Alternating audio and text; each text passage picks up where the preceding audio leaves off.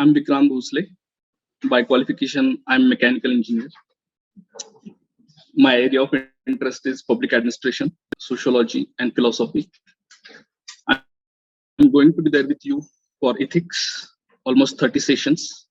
Then another topic, essay, which is your GS1 paper. Okay, and then some part of CSAT. So this is first demo lecture of ethics, where I will try to give you some perspectives about examination. Some part of lecture will be spent on that, and substantial part of lecture will be spent on ethics, what it is. Okay. How many of you have science background? Okay, substantial part of you have science background. How many of you have done or completed graduation? Okay, so there are some people who are still undergoing graduation. Now let's talk about examination as such. Okay, how many of you have read notification of civil services by UPSC? See, very few hands. And this situation continues even when you join the course, any course, anywhere.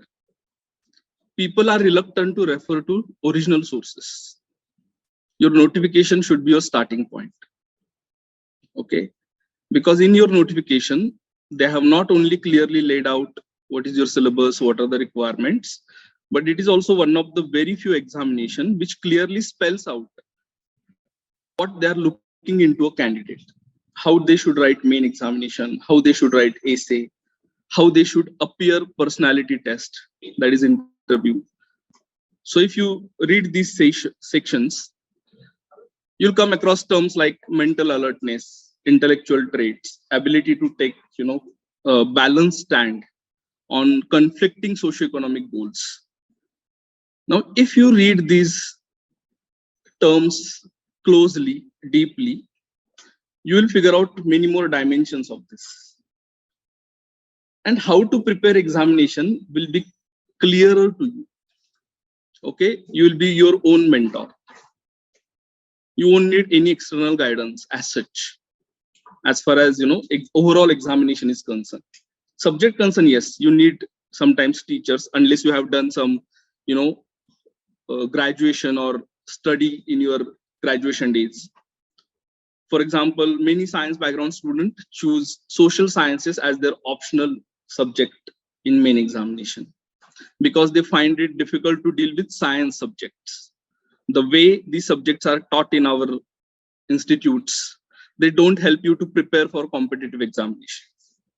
Okay, this is also true with social sciences, except in few universities like Delhi University, JNU, where teaching is really very good. Otherwise, in rest of the universities, the teaching quality isn't up to the mark. Okay. So first step you should start with is reading notification closely. Second is previous year questions.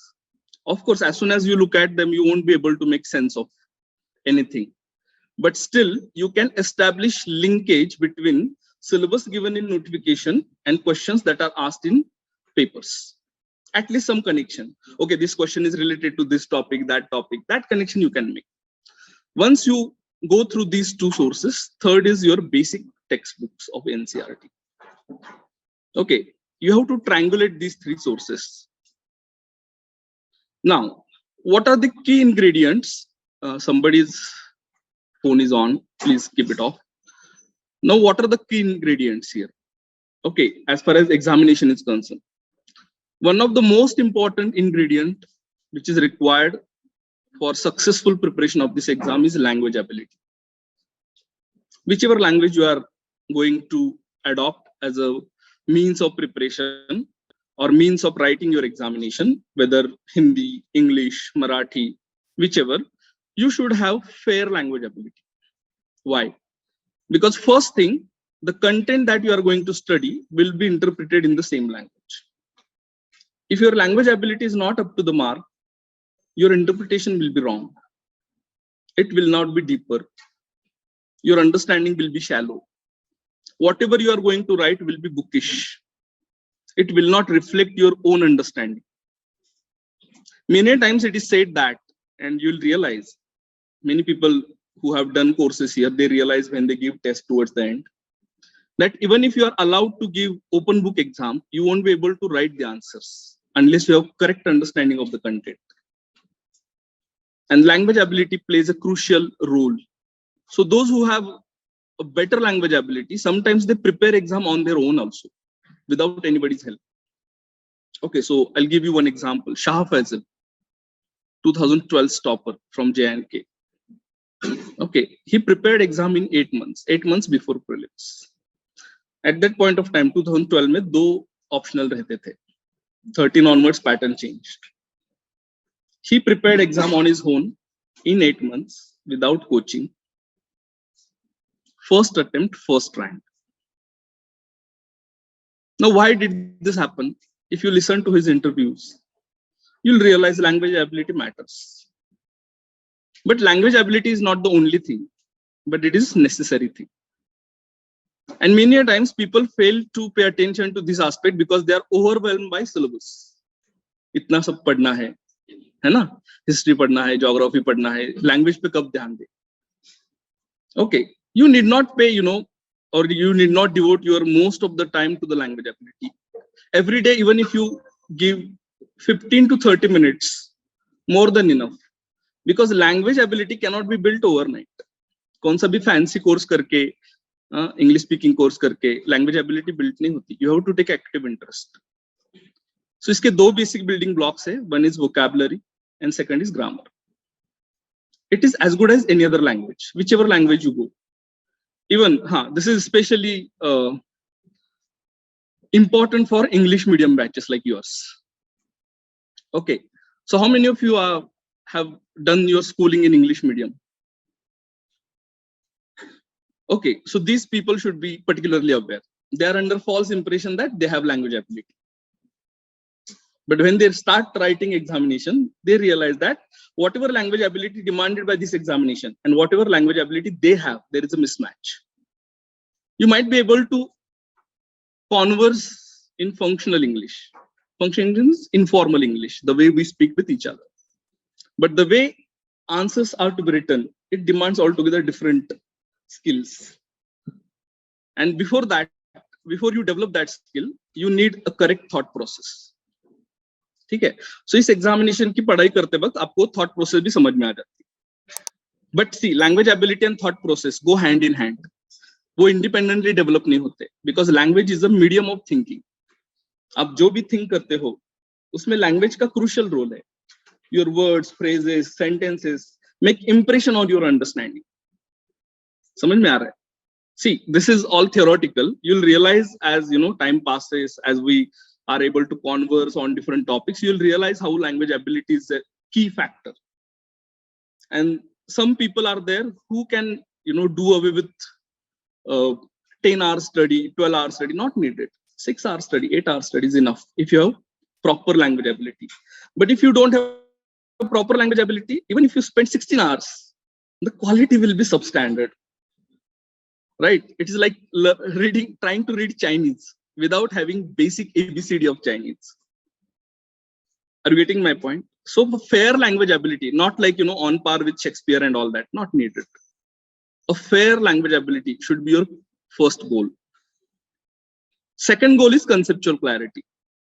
जो भी concept आपको पढ़ाए जाएंगे under different subject, you should have absolute clarity about those concepts. And you should be able to see their application in real life.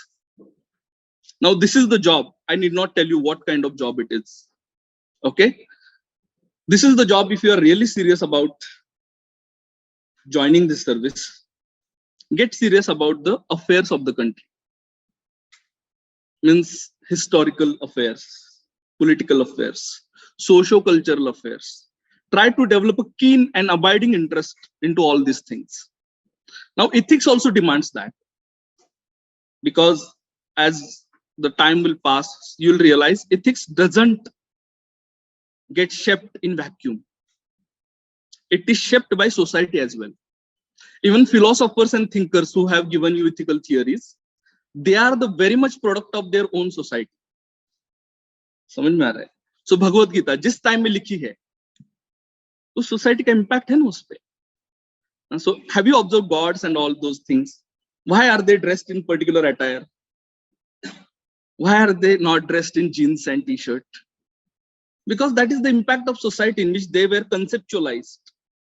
समझ में आ रहा है? Similarly ethics, similarly concepts, whichever you are going to study, they invariably have impact of the socio-cultural milieu in which they were generated.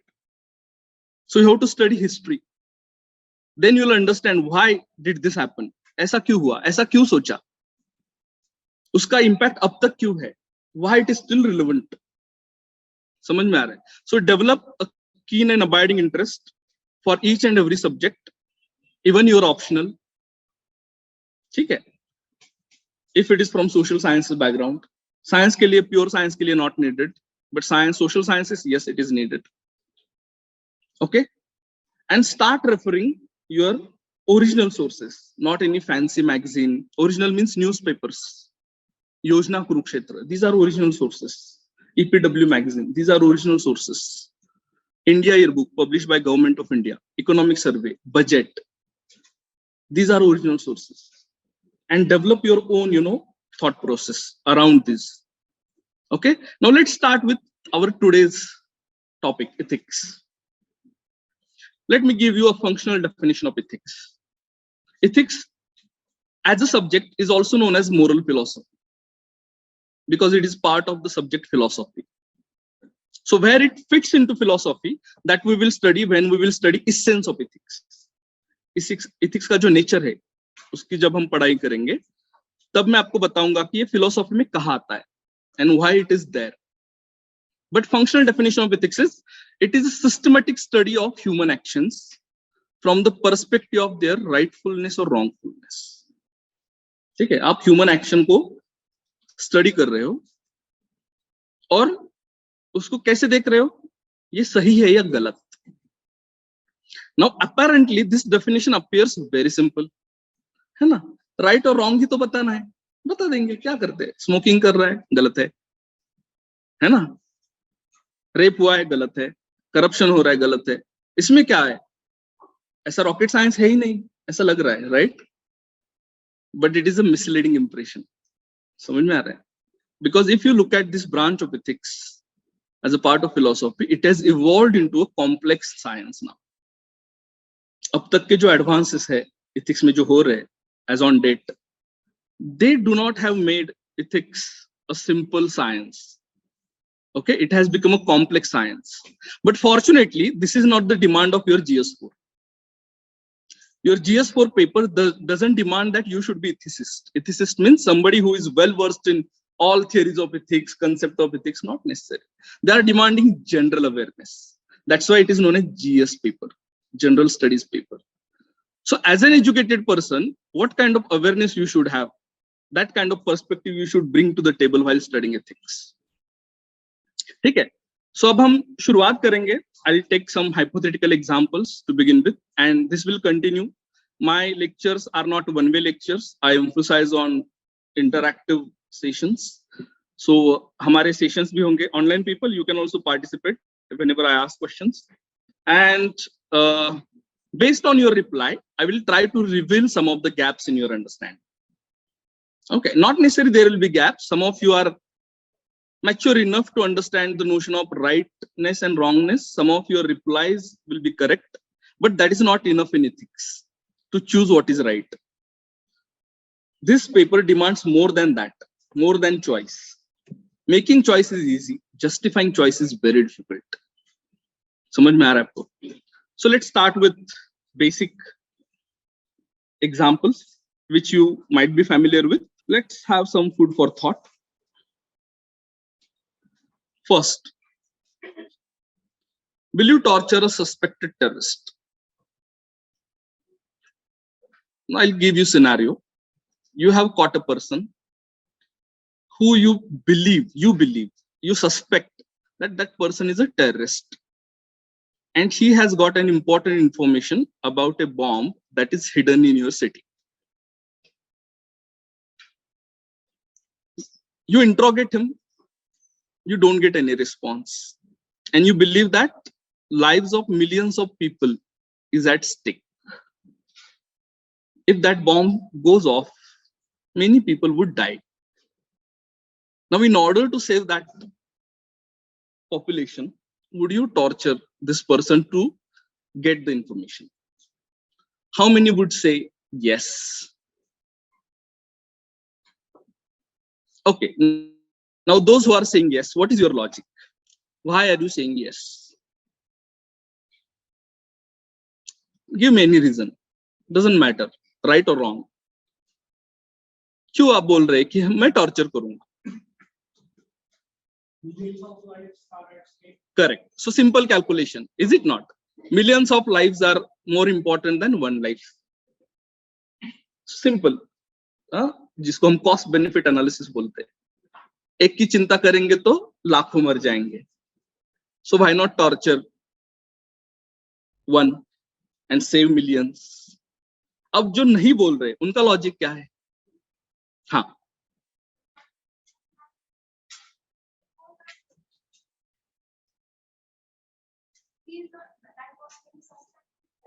correct, correct. Okay.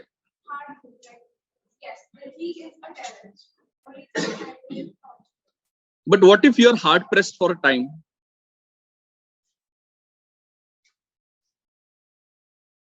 You don't have that much luxury of time. Online people, you can also respond. I'm reading your chat box.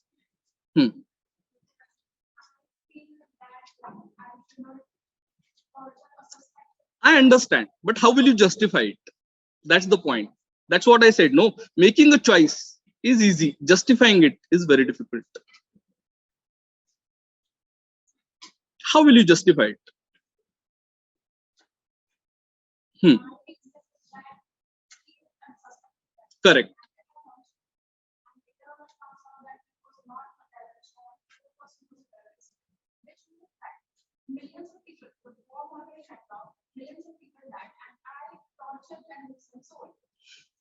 Nothing was achieved then. Okay, fine. Anything else?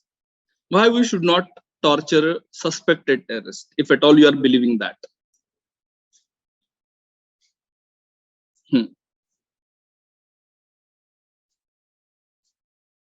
That is where ethics is important. Are you getting my point? Ethics provides you with such theories, principles, concepts, which will help you to think deeply about this issue. It will not be only surface matter. जो भी हमें apparently लग रहा है, वैसा वो ऐसा है नहीं. समझ में आ रहा है? इसमें और भी twist होती है. Suppose those who are saying, okay, we will torture terrorists. Now you realize that whatever you do with him, he is not responding. Okay, he's not at all responding, and that only consolidates your suspicion. कि अगर ये निर्दोष होता तो बोलता ना कि मैंने कुछ नहीं किया है, क्यों आप मुझे टॉर्चर कर रहे हो? लेकिन he is not at all responding, and that only strengthens your suspicion. Then you realize that he has got a daughter. If you do something to her, he will speak like a parrot. Now those who had said, okay, I'll torture terrorist, only those, how many of you would torture his daughter to get the information in front of him? Yes. Now here, do you realize that decision is changing? Those who said yes now would not easily said yes. Still the calculation millions against one holds true, but something is changing. What is that changing is revealed by ethics. Ethics throws more light on such hypothetical scenarios where you need to make some hard decisions and justify them. Because sometimes you may not have luxury of time to think through about situation and then take the decision. Okay, let's take another example. Is suicide unethical?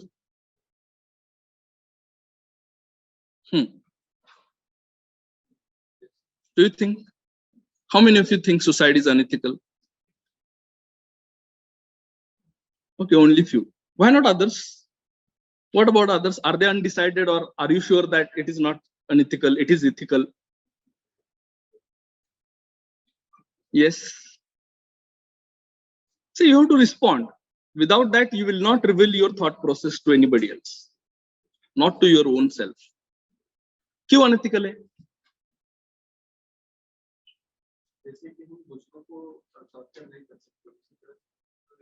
खुद को भी नहीं कर सकते. क्यों? लेकिन you have autonomy, right? You have sovereignty on your own life. As long as your decision doesn't affect the others, why you should bother?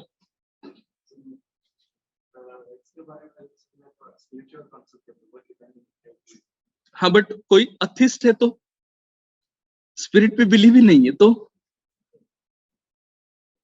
अथिस्ट है ना लोग, गॉड पे बिलीव नहीं करते, आत्मा ऐसा कुछ होता है ऐसे नहीं बिलीव करते.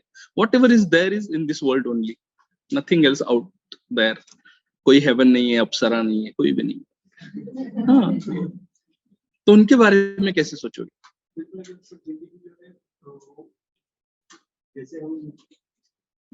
हाँ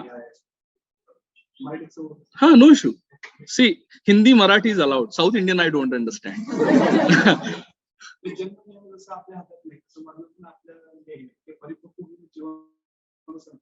Who said? Death is in your hand. Of course it is.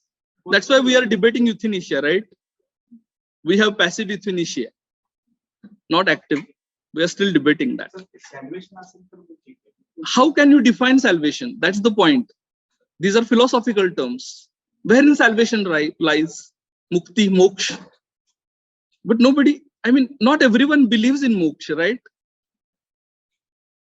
हाँ. सुसाइड करणं म्हणजे कोणत्याही गोष्टीचं सोल्युशन नसतं. आणि सुसाइड म्हणजे सुसाइडचाच विचार करणं म्हणजे माणूस तिथेच हरतो. Correct, but that might be true from your own perspective. जो सुसाइड कर रहा है उसको तो ऐसा लग रहा होगा ना कि ये किया तो मेरा सब प्रॉब्लम खत्म हो रहा है. Are you getting my point? मानो मैं सुसाइड कर रहा हूँ. So I am thinking that my all problems are because of my own existence. मैं खुद को ही फिनिश कर दूंगा तो मुझे कोई ट्रबल ही नहीं रहेगा. Why should I continue to live like this? हाँ. That's correct. That is your own perspective. That is what you are thinking. But put yourself in my shoes. Are you getting my point? This empathy is needed, no? Huh.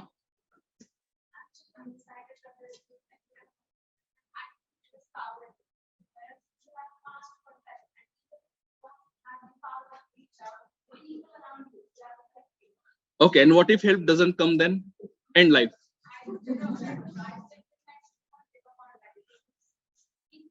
Correct. You are right from your own perspective. I'm talking from the perspective of those who are attempting suicide. Huh.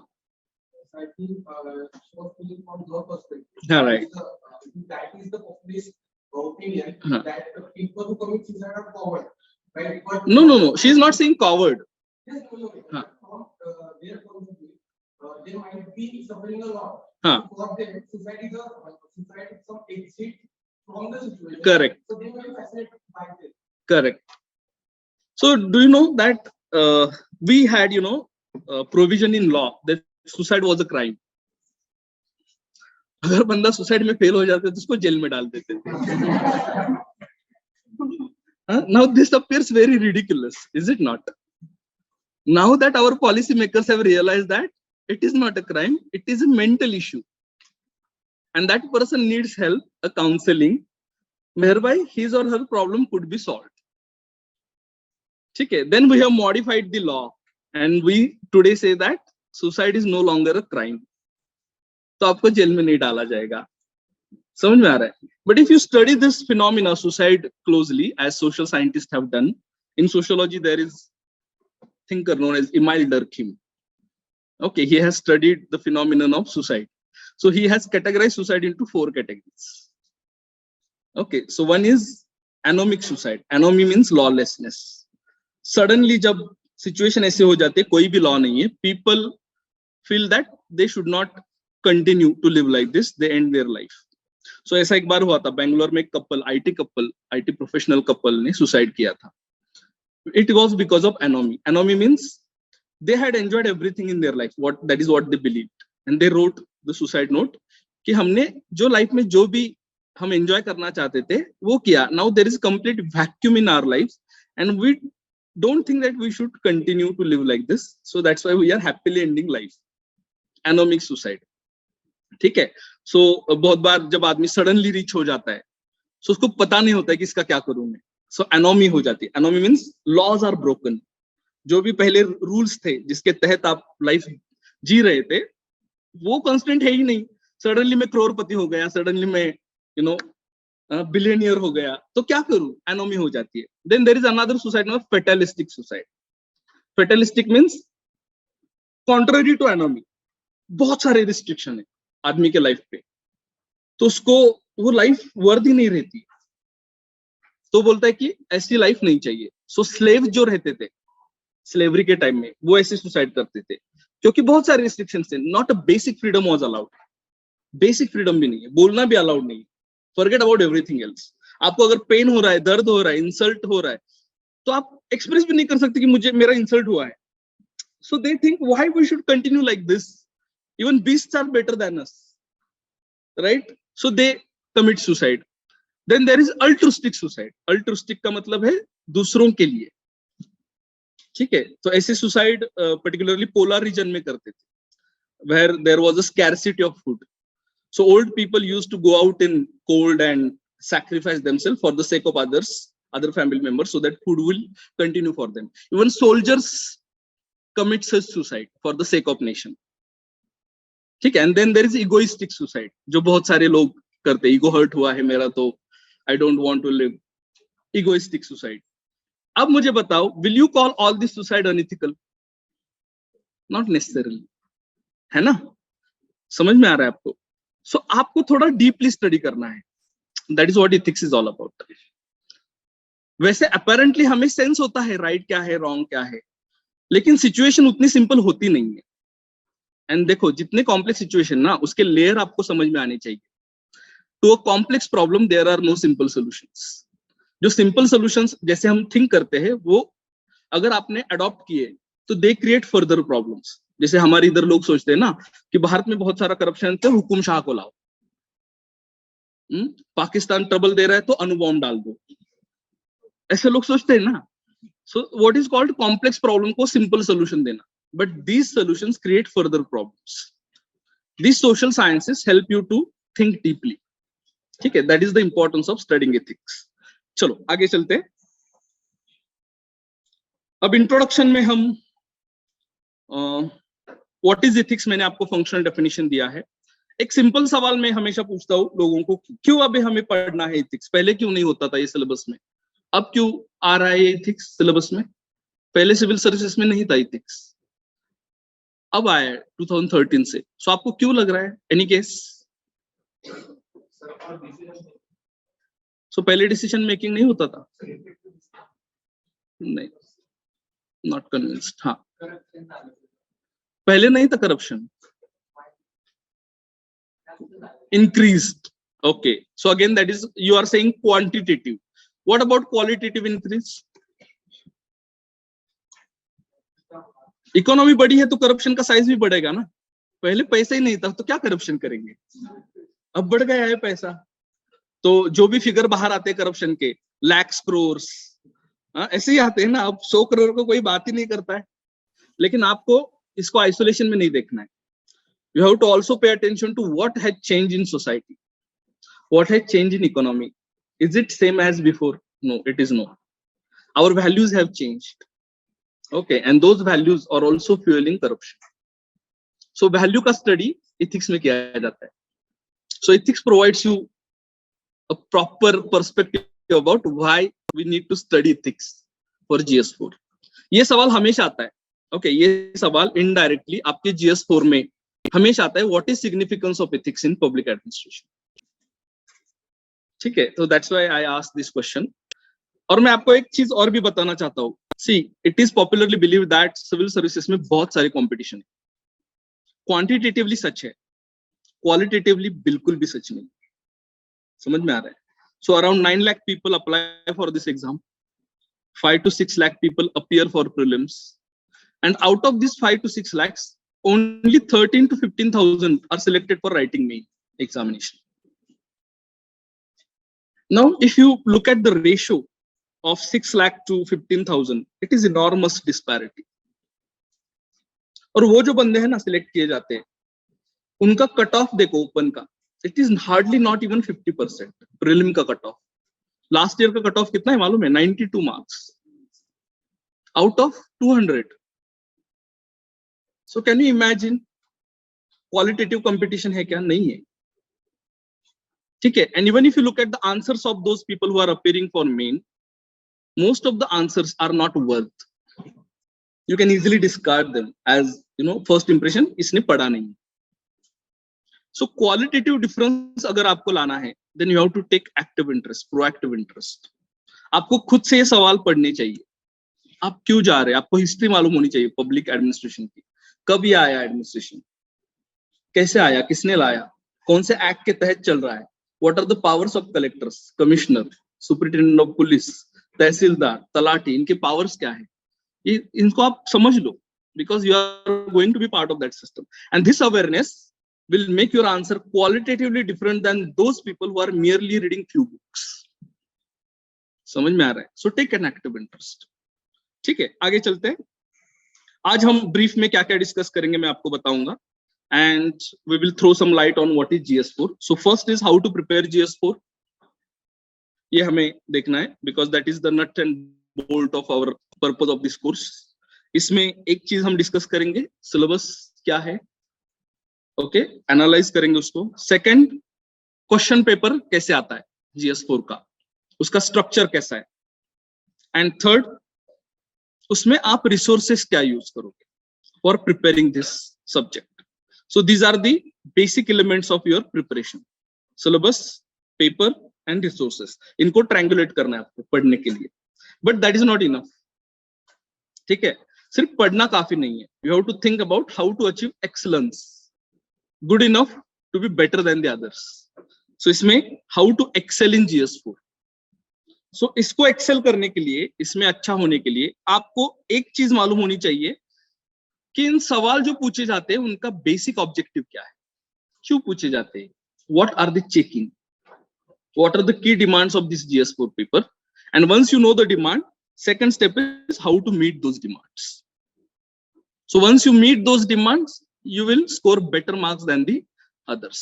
So these are the 5 common sensical elements of today's discussion. ठीक है, so चलो syllabus के तरफ. First, you look at this table. You don't have to write it. Just pay attention to the columns of the table and tell me your first impression about the syllabus. आपको क्या लगता है ये table देख के, what is your first impression about the syllabus?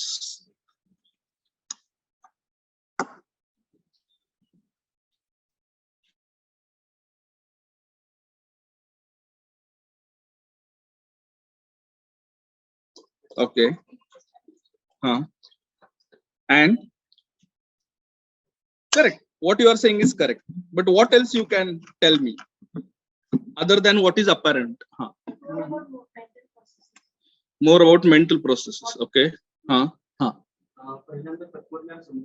okay, okay, okay. Anything else? और कुछ कोई बताना चाहता है?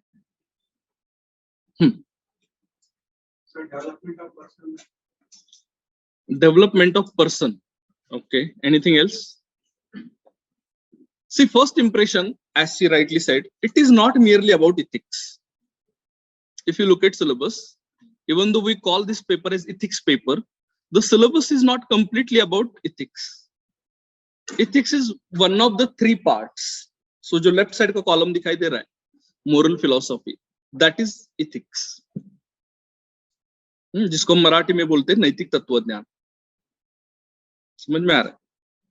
Second part is social psychology, सामाजिक मानसशास्त्र, and third is public administration. So उसमें भी क्या है, ethics in public administration, not merely public administration. Now if you look at syllabus in this sense, you will realize that it is interdisciplinary in nature.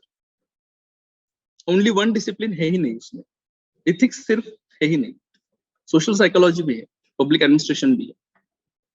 So if it is interdisciplinary in nature, each discipline has its own approach to solve the problem. समझ में आ रहा है? Ethics का खुद का approach है which is different than social psychology. Social psychology का अलग अप्रोच है which is different than public administration. And this is a combination of all these three disciplines. So ethics में क्या है major focus? To decide what is right and wrong, and also to figure out the process of deciding it. Right and wrong decide करना है ही, लेकिन उसके लिए कौन सा प्रोसेस अडॉप्ट करना है, कौन से सोर्सेस अडॉप्ट करने हैं, उसका डिस्कशन इथिक्स में होता है. सो देखो सिलेबस में क्या है, इथिक्स एंड ह्यूमन इंटरफेस. इसका मतलब क्या है, ह्यूमन लाइफ में इथिक्स का संबंध कहाँ कहाँ आता है. So from birth to death, what are the areas where you encounter ethics, where you learn about ethics. Okay, family है, स्कूल है ना, आपके काम की जगह है, वर्क प्लेस है, सोसाइटी इन जनरल है, कम्युनिटी है, पॉलिटी है. सो कहाँ कहाँ इथिक्स आता है, that is one component.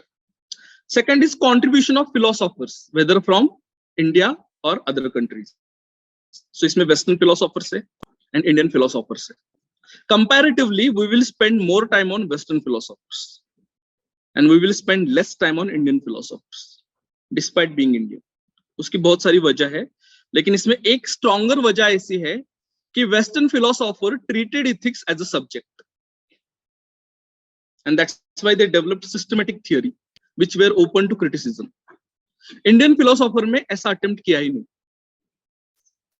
Okay, they studied ethics as a part of life and for that they developed sects.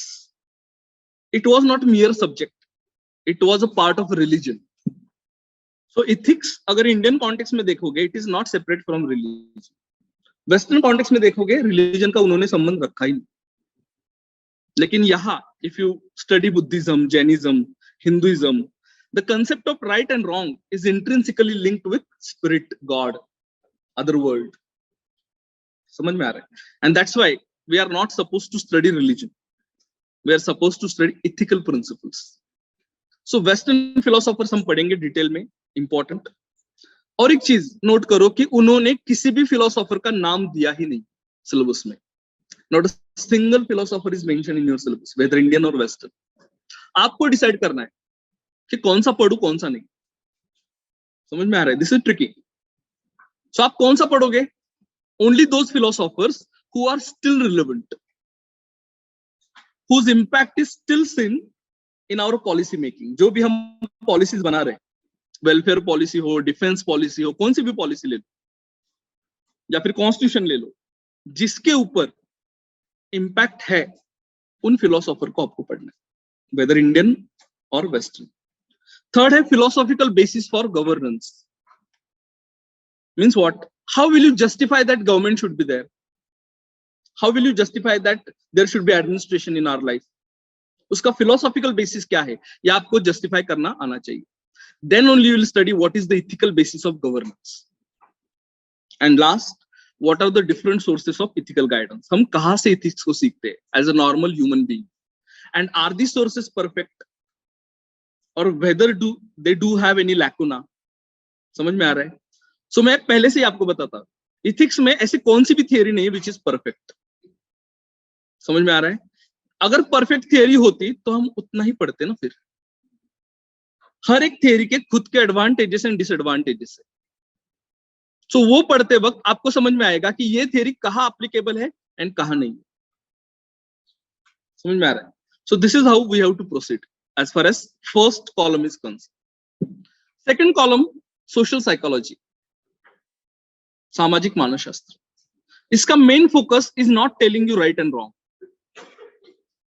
Even not telling you process, but helping you to understand how people behave when they become part of group. आदमी जब अकेला होता है तो अलग behave करता है, जब वो ग्रुप में होता है तो अलग बिहेव करता है. ऐसा क्यों होता है ये आपको समझाना इसका पर्पस है. So you take common life example. Okay, आपको समझ में आएगा. How many of you have lived in hostels? Hostel living, hostel में रहे हो, ऐसे कितने लोग हैं?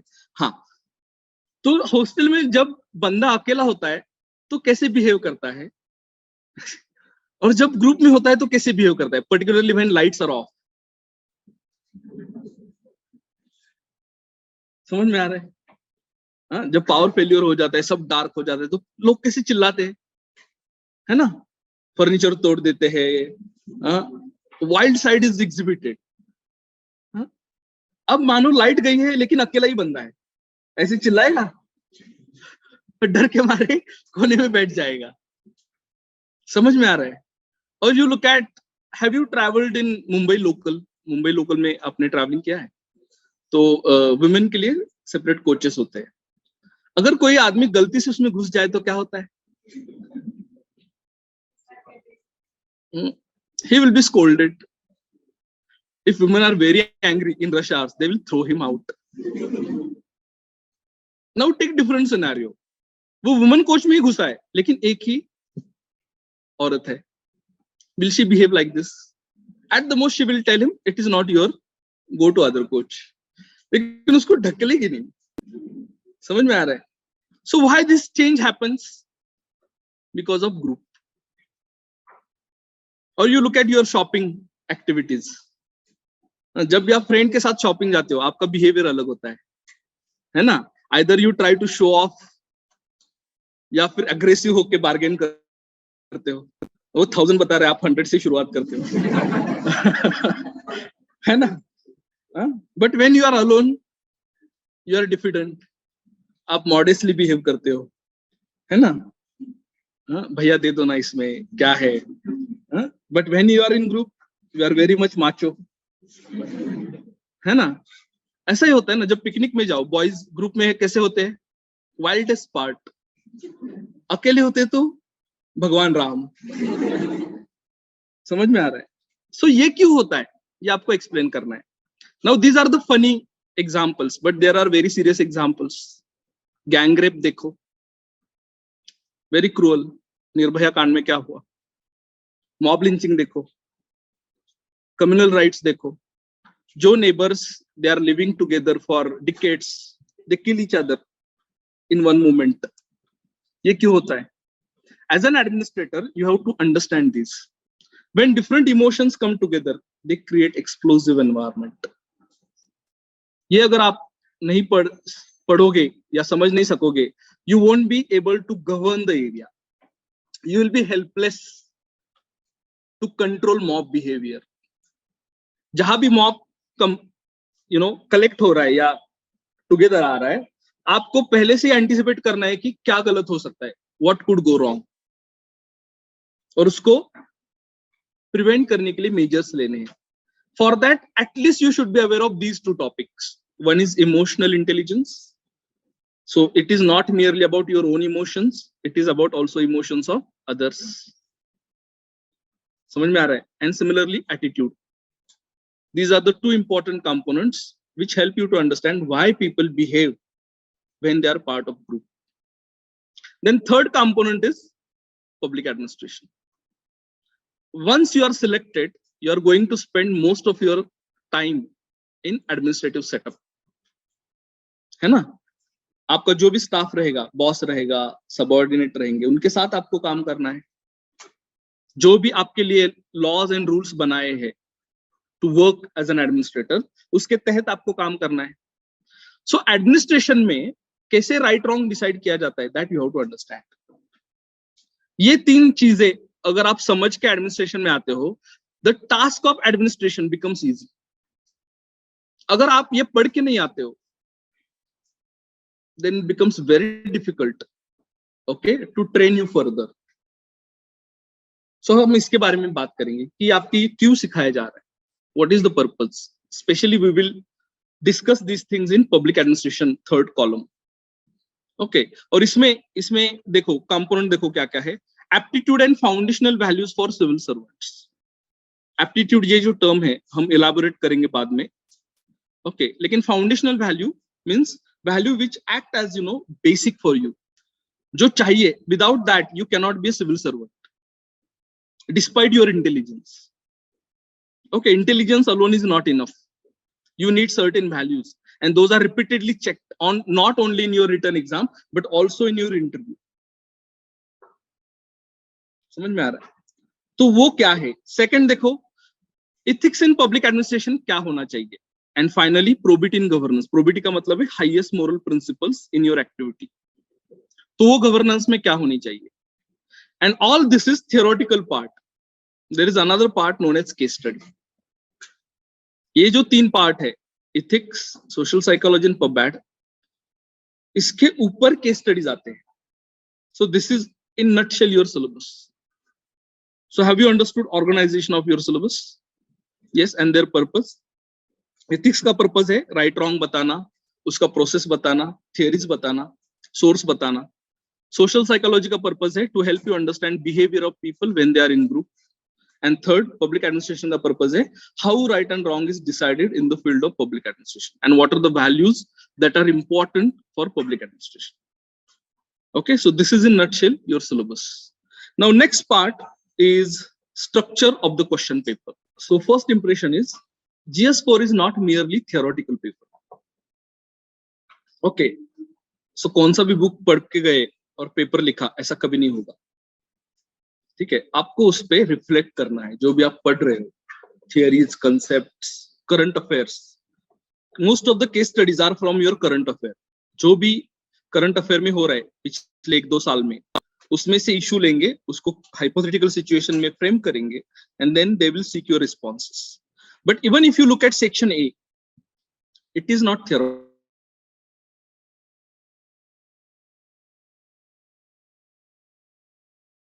Great leaders, philosophers, thinkers, saints, social workers, they have said something in their time. Now the court will ask you to explain this. आपको explain करना है, ठीक है, in 150 words. So if you look at number of questions, around 12 questions are asked. The marks range from 10 to 15 and the word limit is 150. So आपको जो right up करना है उसका साइज 150 वर्ड के आगे नहीं जाना चाहिए. Second category is examples. So जो भी आप कंसेप्ट पढ़ रहे हो उसके लिए रिलेवेंट एग्जांपल आपको मालूम है क्या? For example empathy. So have you experienced empathy in your own life? Have you seen it in society and its impact in society? So by giving example you will prove that yes, you have understood the concept. Third is direct about concept. उसमें definition पूछेंगे. Direct, what is emotional intelligence? ऐसे definition होगी. What is ethics? But sometimes they will check your understanding. So they will ask indirect question. What do you understand by ethics? So यहाँ आपको definition नहीं लिखनी है. यहाँ आपको खुद के words में उस concept के बारे में लिखना है. But sometimes they will also ask about interlinkage between 2 or more concepts. So for example, they will ask you that how empathy helps in ethical decision making. So आपको empathy का connection ethics से लगाना है. समझ में आ रहा है? So this is third category. And fourth is about application of concept in public or private life. So they will ask you simple thing like, you want to change attitude of youth towards politics. What will you do? So आपको सिर्फ attitude का concept मालूम नहीं होना चाहिए, उसको कैसे use करेंगे to change somebody's attitude. समझ में आ रहा है? So even section A is known as theory section. It is not purely theory section. It is application. समझ में आ रहा है? Now if you go to section B, every year 6 case studies are asked, not less, not more. Okay, and the marks given to these case studies range between 20 to 25. So if the marks are of 20, then you have to write 250 words. If marks are 25, then you have to write answer in 300 words. They specify the word limit, don't worry about that. Now these case studies are again classified into 2 categories. One is option based case study and another is theme or situation based case study. So option based case study में आपको situation देंगे और आपको बोलेंगे कि ये solve करने के लिए आपके पास ये ऑप्शन. उस ऑप्शन को आपको इवेल्युएट करना है. Sometimes they won't give you option, they will ask you to create the option. सिर्फ सिचुएशन देंगे और आपको पूछेंगे कि आपके पास क्या ऑप्शन. सो आपको एटलीस्ट 3 ऑप्शन तो देने हैं और उसको इवेल्युएट भी करना. ठीक है, तो इसमें क्या एक्सपेक्टेड है, you should solve some problems.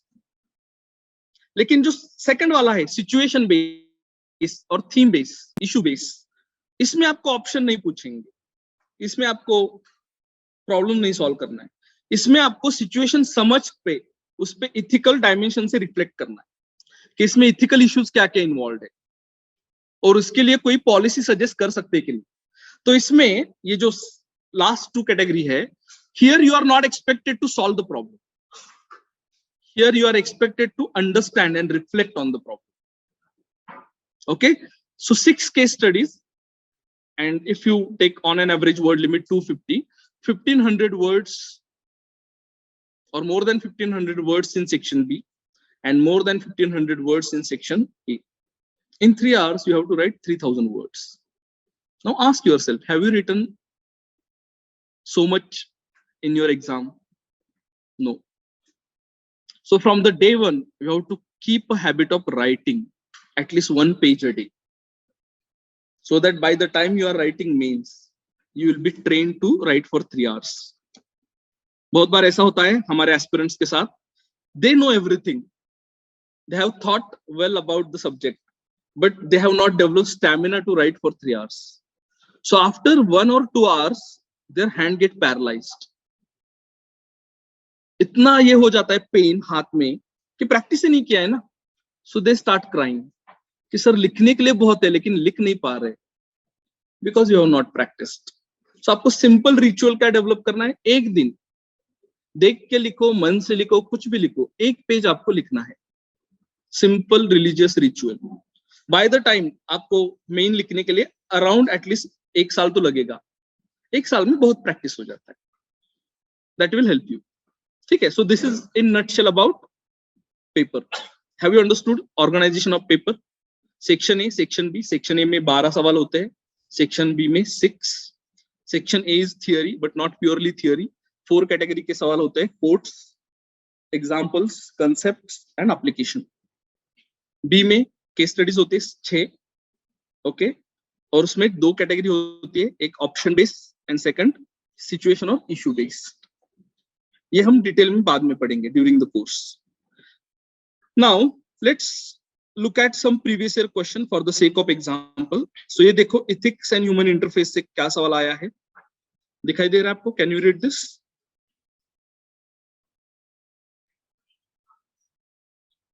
What do you understand by values and ethics? In what way it is important to be ethical along with being professionally competent? So एक ही सवाल में 2 सवाल होते हैं या 3 सवाल होते हैं. So sometimes people ask me, sir, introduction कैसे लिखना, conclusion कैसे लिखना. In 150 words, you don't have that scope. आपको direct answering शुरू करना है. So when they are asking, what do you understand by values and ethics? Start writing about values. Start writing about ethics. So this is first part of your question. Second is application oriented.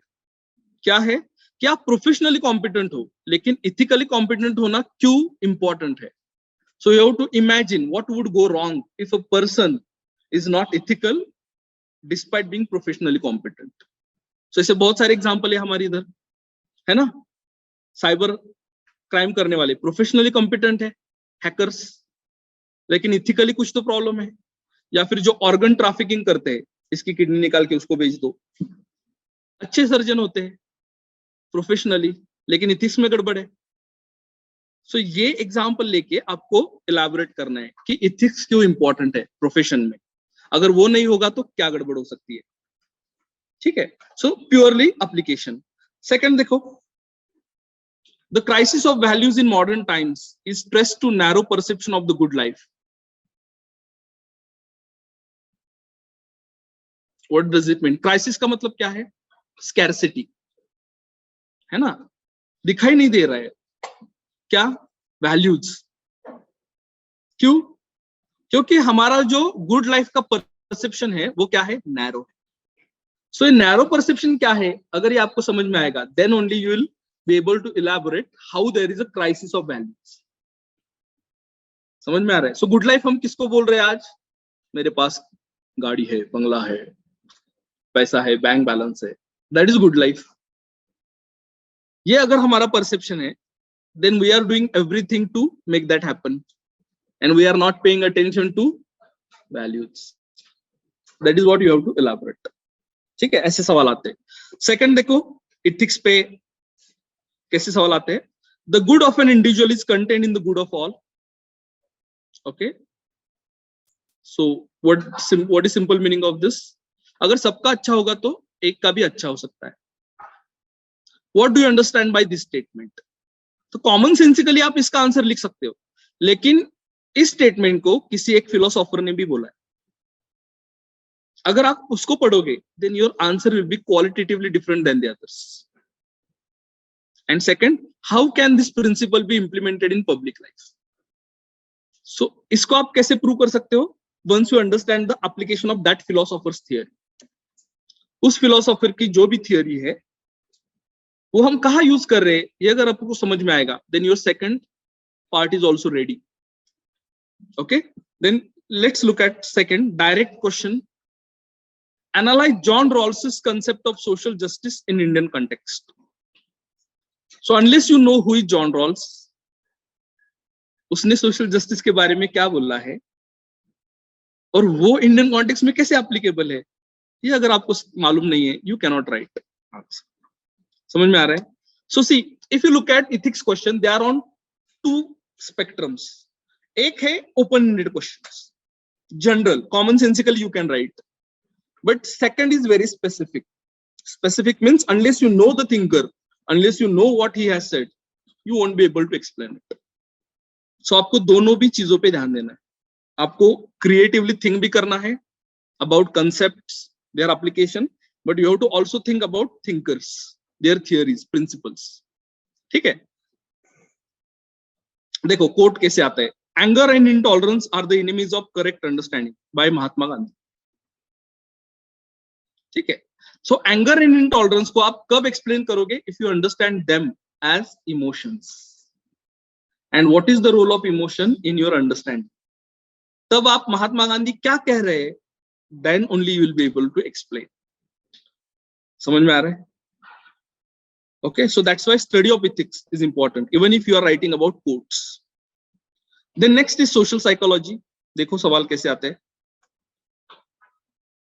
Young people with ethical conduct are not willing to come forward to join active politics. है ना, सच है ना? हाँ, लोगों को लग रहा है कि पॉलिटिक्स तो दलदल है, पैसा नहीं है, मसल पावर नहीं है, वोट बैंक नहीं है, तो कुछ नहीं कर सकते। Suggest steps to motivate them to come forward. अब थोड़ा सोचो कि ये सवाल आपको क्यों पूछा जा रहा है? आपका तो जॉब अलग है। समझ में आ रहा है? आप कौन होने वाले हो? ब्यूरोक्रेट। फिर ये सवाल आपको क्यों पूछा जा रहा है? Why are they asking this question to you? If you understand why aspect, your answer will be qualitatively different than the others. इस सवाल के थ्रू उनको ये चेक करना है कि आप पॉलिटिक्स के तरफ कैसे देख रहे हो। Do you think that politics is all daldal? If you think like that, then you are not ready to enter into administration. If you are so pessimistic, you should stay out of administration. आप दूसरा कुछ कर लो life में, but इधर मत आओ, क्योंकि आपका परसेप्शन सही होना चाहिए। That's why they are asking you this question. Okay, या फिर what is emotional intelligence and how can it be developed in people? How does it help an individual in taking ethical decision? तीन सवाल है। कहाँ introduction लिखोगे, कहाँ conclusion लिखोगे? No, you have to start directly answering the question. Some questions are direct like this, what is emotional intelligence, but others are indirect. How can it be developed in people? So you have to be creative. Again, you have to understand linkage between ethical decision making and emotional intelligence. So how being emotionally intelligent helps you in taking ethical decision. Ethical means right and wrong. अगर आपके पास emotional intelligence नहीं है तो you could end up taking unethical decisions. So ये scenario आपको imagine करके लिखना है with examples. So example could be current affair से होनी चाहिए या फिर हाइपोथेटिकल, ठीक है। Then let's look at third component, ethics in public administration. अब देखो डायरेक्ट सवाल है, discuss public service code as recommended by second administrative reforms commission. So अगर ये आपने पढ़ा नहीं है, आप मन से कुछ भी नहीं लिख सकते, है ना। आपको स्पेसिफिकली मालूम होना चाहिए कि सेकंड एआरसी ने क्या बोला है इस पब्लिक सर्विस कोड के बारे में। Without that no answer will satisfy the examiner. Then direct distinguish between code of ethics, code of conduct with suitable examples. So ये terms कहाँ आई है, किसने define की है, and that too also from authoritative source, किसी fancy book से नहीं, it should be from government sources. तभी तो ये पूछ रहे हैं ना, public administration is about government, so most of your sources about this syllabus component are from government sources. What do you understand by probity in public life? What are the difficulties in practicing it in the present time? How can these difficulties be overcome? So देखो scope ही नहीं है, आपको 3 part दिए हैं, 50-50-50 enough, समझ में आ रहा है? So you have to develop a style of writing in a crisp manner, to the point. जितना पूछा है उतना ही लिखने की आदत डालो। अगर ज्यादा लिखोगे you will waste your space given to you. ठीक है, वर्ड लिमिट तो स्ट्रिक्टली अधेर करना है, लेकिन अभी कुछ साल पहले से they are giving you limited space. पहले आप सप्लीमेंट भी ज्वाइन कर सकते थे, अब ऐसा नहीं है। In exam they give you printed paper where question is given and space is given, blank spaces. So 150 word का आंसर है तो 2 ही पेज देंगे, उसके आगे आप नहीं जा सकते। समझ में आ रहा है? So to develop a habit of writing in 150 words for section A. Now let's take a look at case study. आप पढ़ सकते हो? Last bench, can you read this? दिखाई दे रहा है? देखो कैसा केस स्टडी है। You are a no nonsense honest officer. शुरुआत वैसे है। Okay, you have been transferred to a remote district to head a department that is notorious for its inefficiency and callousness. Inefficiency का मतलब क्या है? काम नहीं करते। Callousness means they do not respond to public. Callous है, neglect कर रहे। You find that the main cause of the poor state of affair is the indiscipline of a section of employees. Indiscipline है एक section में। They do not work themselves and also disrupt the working of others. खुद भी काम नहीं कर रहे, दूसरों को भी काम नहीं करने दे रहे। You first warn the troublemakers to mend their ways or else face disciplinary action. तो आप पहले क्या करते हो? सिंपल वार्निंग देते हो।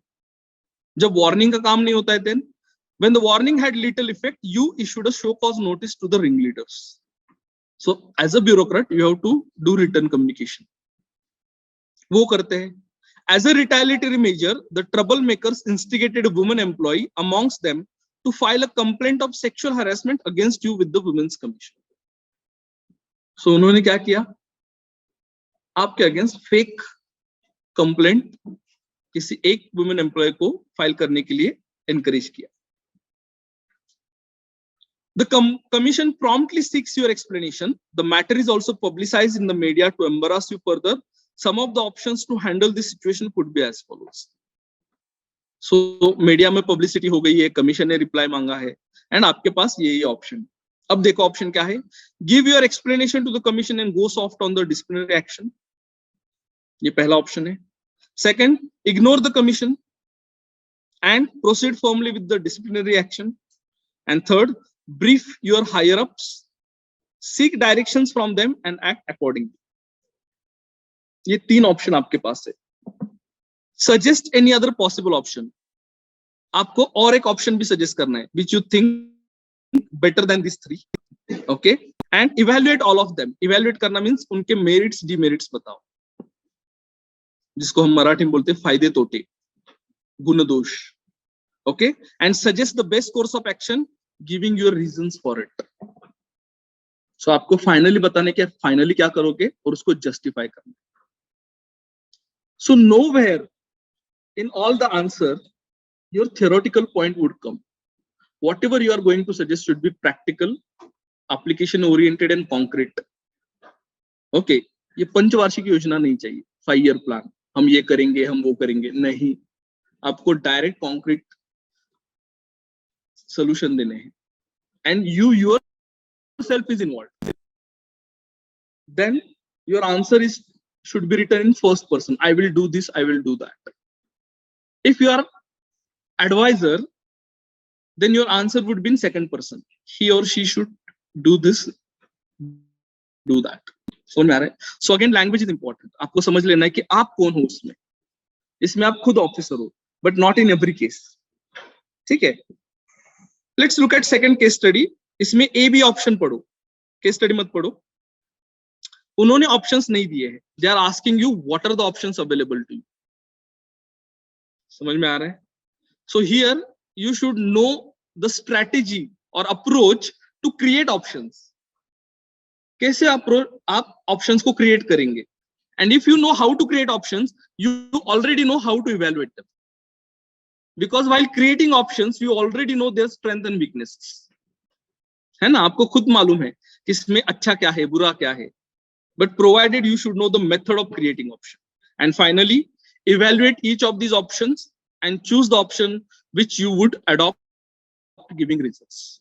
So ये जो दो केस स्टडी हमने देखे हैं, this come under category of option based case studies. ठीक है? और इसके वर्ड लिमिट होते हैं 250 words and 20 marks. Even if you get 50% of marks, 10 or 11, still these are better score. Okay, average marks hover around 4-5, not more than that, if you write substandard answers. Is that clear? So these are the examples of option based case study. Now I'll show you another example of a situation or theme based case study. Read this.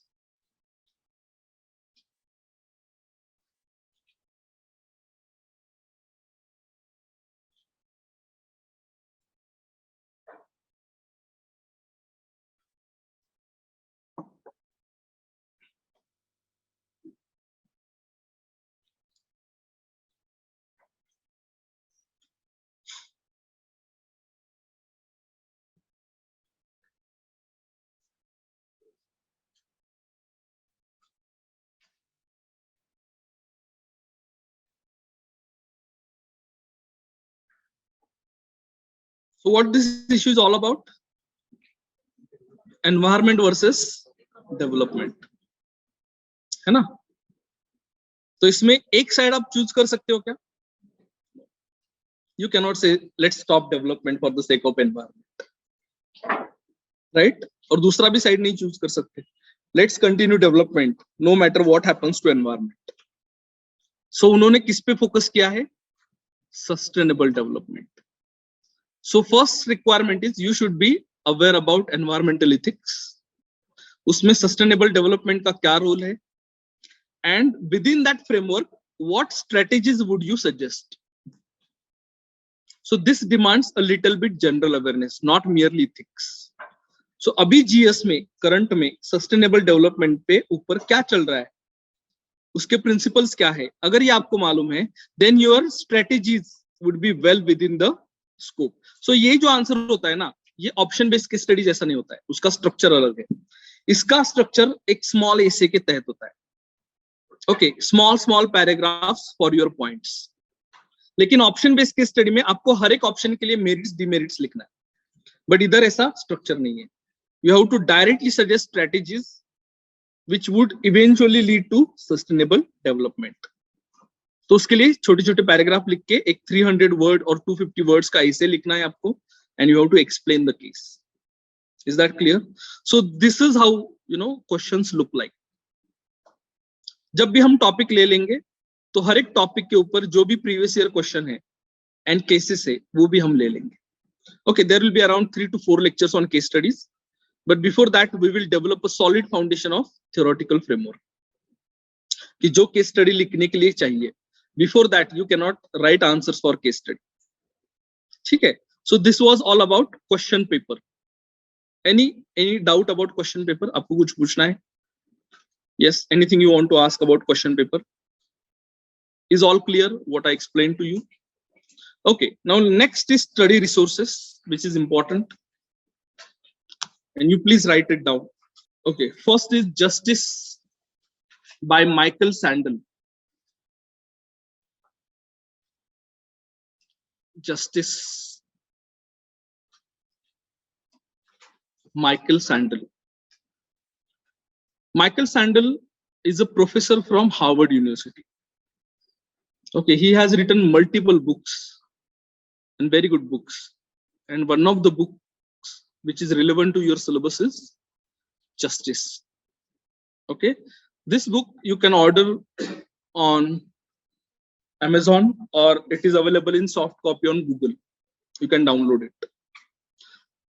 As far as GS4 concerned, you have to study selected chapters. Okay, particularly thinkers. जो भी thinker हम पढ़ेंगे, जैसे Jeremy Bentham है, या फिर John Stuart Mill है, then Immanuel Kant, John Rawls, then Aristotle, Socrates, Plato, ये जो thinker है, ये आपको पढ़ने हैं. But more than that, I would suggest you to read entire book once. ज़्यादा बड़ा नहीं है book, hardly 160 or 180 pages, not more than that, and written in a very simple language. इसका और एक advantage है, this is meant for moral philosophy based topics. जो ethics का आपका लेफ्ट साइड का कॉलम है उसमें थिंकर्स एक अच्छे से कवर कर रहा है. ठीक है, इसका और एक एडवांटेज है ये बुक पढ़ने का, this book has been converted into lecture series. Okay, justice की लेक्चर सीरीज है माइकल सैंडल की, and that is freely available on YouTube. So while reading the book you can also watch lectures, and these lectures are interactive. Means there is a huge auditorium of Harvard where Michael Sandel teaches to students, and there is a two-way interaction going on. So this will make you further understand this book clearly. So ये thinker अच्छे से आपके हो जाएंगे. Second source is NCERT 11th-12th psychology books. 11th-12th के psychology के text books, इसमें भी सिलेक्टेड चैप्टर्स है.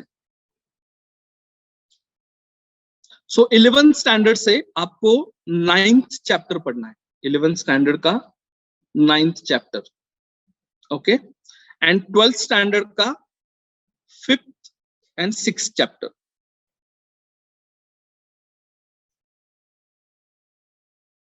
ये आपका सोशल साइकोलॉजी का पार्ट कवर कर देगा. If you want further reading, then there is one book known as Emotional Intelligence by Daniel Goleman. Okay, it is one of the bestseller book, Emotional Intelligence by Daniel Goleman. It is extracurricular reading. Daniel Goleman.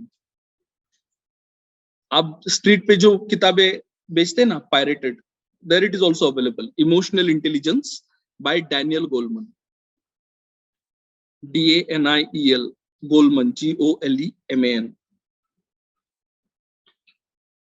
Then third, see, second source is for social psychology part, जो बीच का column था उसके लिए.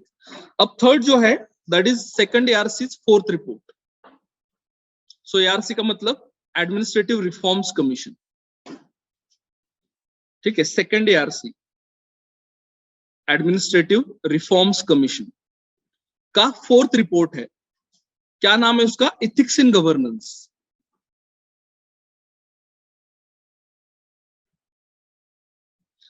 This is for public administration based topics. So third column आपका इसमें cover होता है. So for each column there is a book, there is a source.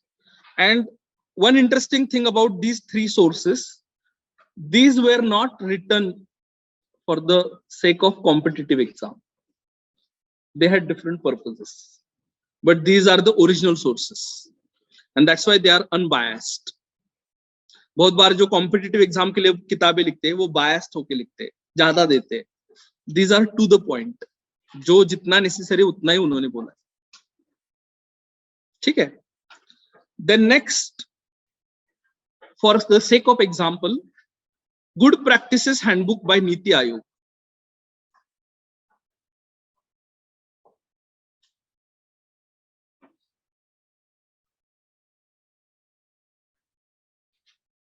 Good Practices Handbook by Niti Aayog. And in addition to that, you will be given study material or notes by Unique Academy, which will be compilation of concepts, examples, and theories. And even after doing study of all these sources, people find it very difficult to write the answers. Okay, so पढ़ना एक बात है, answer लिखना ये दूसरी बात है. So that is altogether different ball game. So उसके लिए help करने के लिए Unique Academy has written or published a book known as Ethics, Integrity and Aptitude Answer Writing and Essential Guide. So इसमें model answers दिए हैं and practice paper दिए हैं. So you may feel need of this book towards the end of your course. जब आप writing practice शुरू कर दोगे, this source may help you in writing the answers, in addition to what we are going to do in class. So these are more than enough sources. Other books which are available in market, like Lexicon, okay, then Subbarao, then other, Mudis Jain and all that. If you closely look at their organization and content, most of the books are more than 400 and 500 pages. And they end up giving you unnecessary stuff, and which crowds out your thinking space, which is required for GS4. अगर आप ज्यादा memorise करोगे, ज्यादा पढ़ोगे, आपको thinking के लिए कम scope रहता है. GS4 doesn't demand that. GS4 के लिए आपको रिफ्लेक्ट करना चाहिए. You have to think deeply. So आपको क्या डेवलप करना है? Conceptual understanding, theoretical understanding of principles, theories, laws which are used for ethics. So ये तीनों से cover हो जाते हैं. Once you study that, then you have to link these three with current affair and then start writing the answers. So I would suggest don't spend your time on any fancy book. Start referring these books. Make your conceptual clarity, ready for writing the exam, and keep writing everyday phenomena. You start with open-ended questions like, what is happiness mean to you? So इसमें कुछ theory पढ़ने की जरूरत नहीं है. Open-ended question से आप शुरू करो. Specific आप तब लिखो जब आपका वो पढ़ाई पूरा हो जाएगा. So when you have studied John Rawls, write about John Rawls. When you have studied second ERC, write about second ERC. When you have studied emotional intelligence, write about emotional intelligence. But open-ended question जो है, personal सवाल है, वो आप लिख सकते हो. Similarly about essay. Essay के बारे में भी हम बात करेंगे. After 23rd, there would be lectures on essay. So essay में मैं आपको बताऊंगा कि कैसे शुरुआत करनी है, how you should start. जब ये शुरुआत हो जाएगी, then step by step you will be ready for essay. मैं ऐसा नहीं बोल रहा हूँ कि आज आप ऐसे नहीं लिख सकते, लेकिन ऐसे की साइज देखो, 1000 to 1200 words. ऐसे हमने कभी लिखे नहीं है लाइफ में. Few exceptions might be there, but most of us have not written this huge size essays. So you have to develop a framework for writing the essay. So ये भी हम discuss करेंगे, ठीक है? So this is about sources. Any other question you want to ask about sources? Yes. Okay, let's move ahead. Some important points about GS4 I would like to throw light on. Okay, take a screenshot of this slide, Dipali. Dipali, are you able to hear me?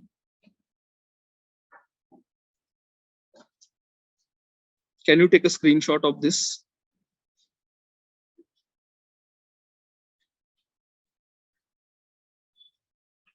Okay, in the next lecture also, I am going to share this list, so don't worry about it.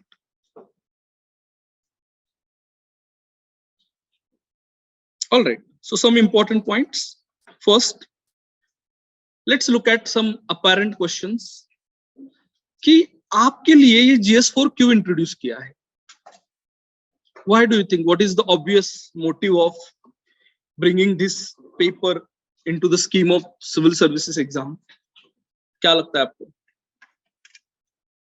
Why are they asking you to write this paper? वो क्या achieve करना चाहते हैं? Yes. Simple सवाल है. What are they trying to check through this paper? कुछ तो check कर रहे हैं ना. क्या चेक कर रहे हैं वो? Sir, they are trying to check the ethical moral values. Correct. So आपके इथिक्स क्या है? That is obvious reason, is it not? So simple answer क्या होना चाहिए?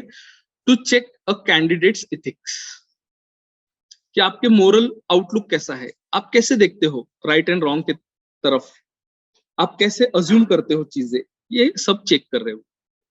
But next question is, can you check an individual's ethics through written exam? How many of you think check कर सकते हो? हमारे यहाँ बहुत स्मार्ट लोग हैं ना, up to some extent we can. But कुछ लोग ऐसे हैं ना जिनको मालूम होता है कि पॉलिटिकली करेक्ट कैसे लिखना है, हमको मालूम है. मेरे पर्सनल एथिक्स कुछ भी हो, है ना, पेपर में क्या लिखना है वो मैं जानता हूँ. सो जेंडर इक्वालिटी होनी चाहिए, लिखूंगा ना. डाउरी बिल्कुल नहीं, बाद में ले लूंगा तो क्या करेंगे, है ना? What do you think? Is it possible to check ethics through a paper, written paper? People can outsmart the UPSC.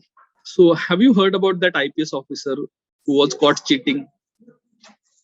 And you know irony, he was topper in ethics. He was topper in ethics. And in the next attempt, he was becoming Munna Bhai MBBS. So this raises the question mark on the very methodology of UPSC. कि आपको outsmart कर सकते लोग, ऐसा कुछ नहीं है. हाँ,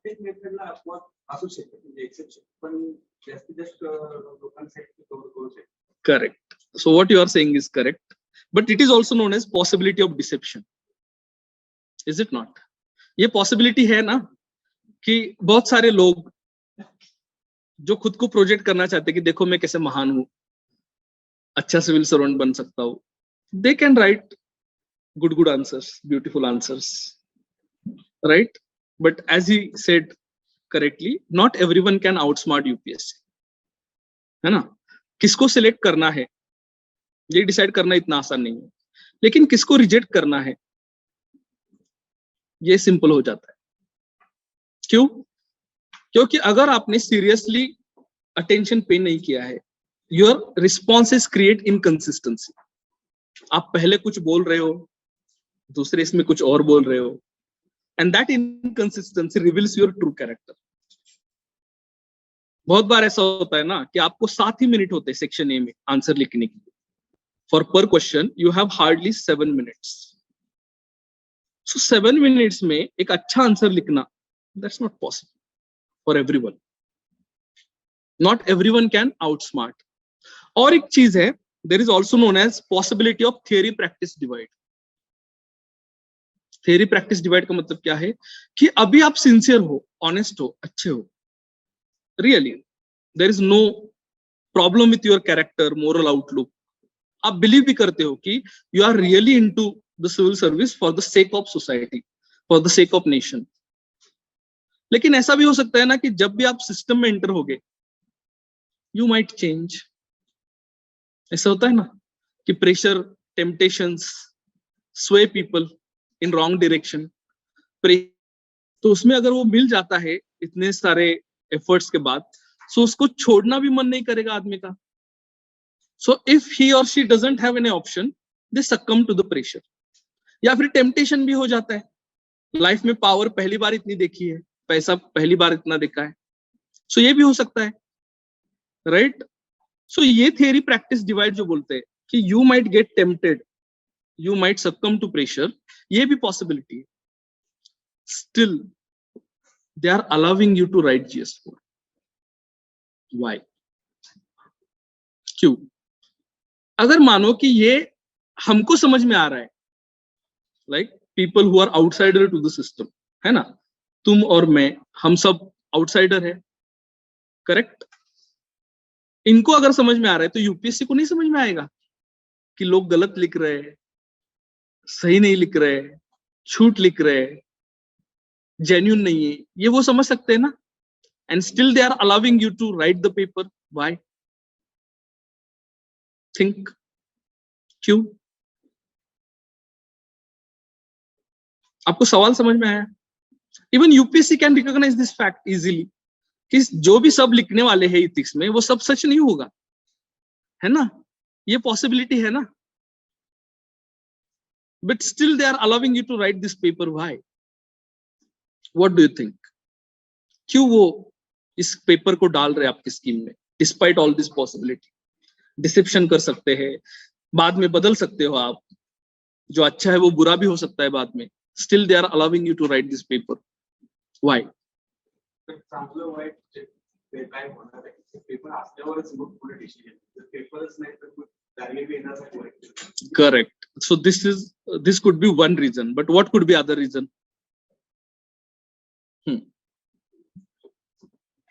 पहले देखो, if you look at this subject, is it part of any school curriculum?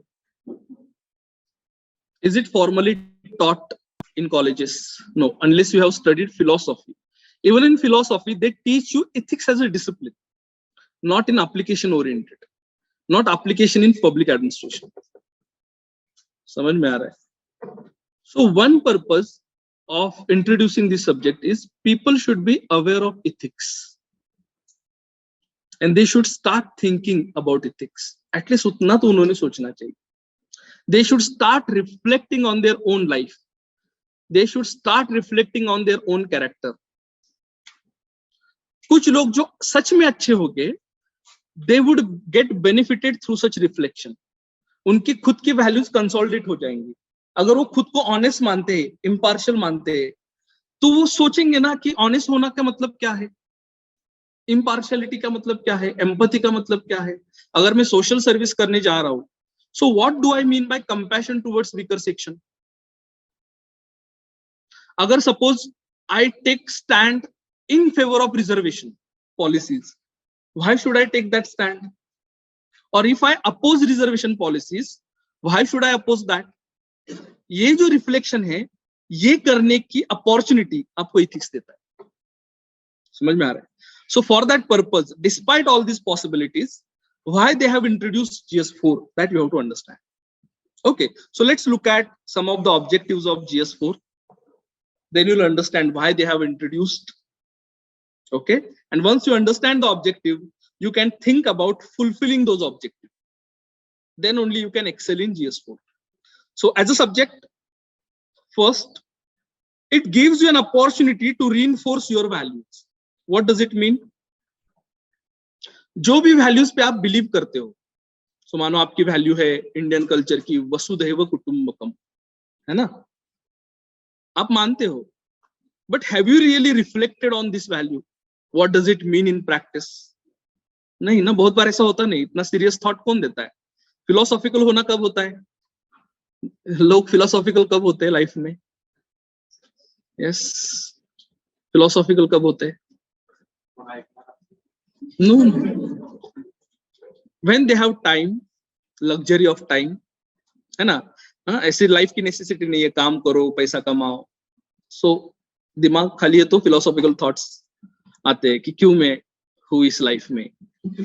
या फिर ठोकरे जब खाते हैं तब ब्रेकअप हो गया तो पूरा मीनिंग ही लूज हो जाता है लाइफ का. क्यों लाइफ है? फिलोसॉफिकल हो जाते हैं. But this ethics as a subject gives you an opportunity to think about your own values. आप खुद को पूछो. So that's why, you know, starting point of your study of civil services is you. How many of you have seen videos of toppers? Don't overdo it. Okay, ज़्यादा मत देखो. क्यों? Because what works well for them may not work for you. Your strategy has to be your own strategy. आपकी strategy किसी और ने design नहीं करनी चाहिए. Even not your teacher. Teacher भी आपको कितने बार मिलते हैं? बहुत कम बार. Few minutes interaction. But who spends more time with you? You only. So आपको खुद के रिफ्लेक्ट करना है कि मेरी स्ट्रेंथ क्या है, वीकनेस क्या है, किस वैल्यूज में बिलीव करता हूँ. Suppose you are patriarchal, admit it. Patriarchy, you know, that I believe that males are superior to female. They should take most of the decision. Reflect on it and see what happens. Without that reflection, your values will not be reinforced, consolidated. You will not be able to justify them. समझ में आ रहा है? Second is to critically examine moral practices. So most of us come from different background, right? Different religion. Religion में भी sect होते हैं, भगवान अलग अलग होते हैं, है ना? Then from different region. So Maharashtra में देखो कोई मराठवाड़ा से है, कोई विदर्भा से है ना? तो वहां के beliefs and practices अलग है ना? कोई कोल्हापुर से है. So जहां से भी हम आते हैं वहां की moral practices हमें सही ही लगती है. समझ में आ रहा है? We take them for granted.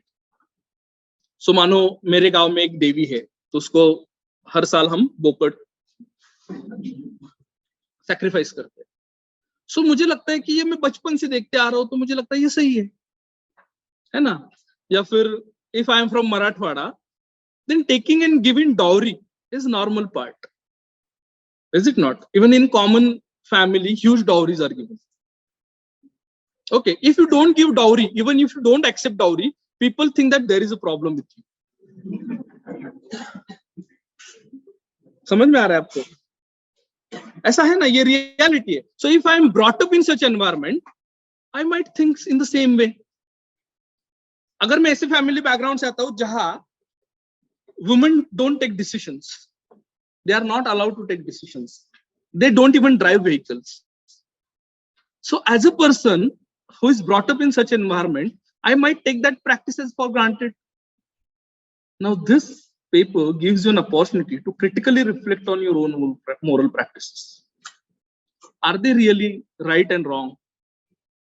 If I am saying they are right, what are the standards I am using? If I am saying they are wrong, what are the standards I am using? And are these standards themselves right? So you are not only reflecting on actions, you are also reflecting on the standards which are deciding what is right and wrong. And that is what ethics. So this is an opportunity which is given to you. Let me tell you from the outset, this subject is a very exciting subject.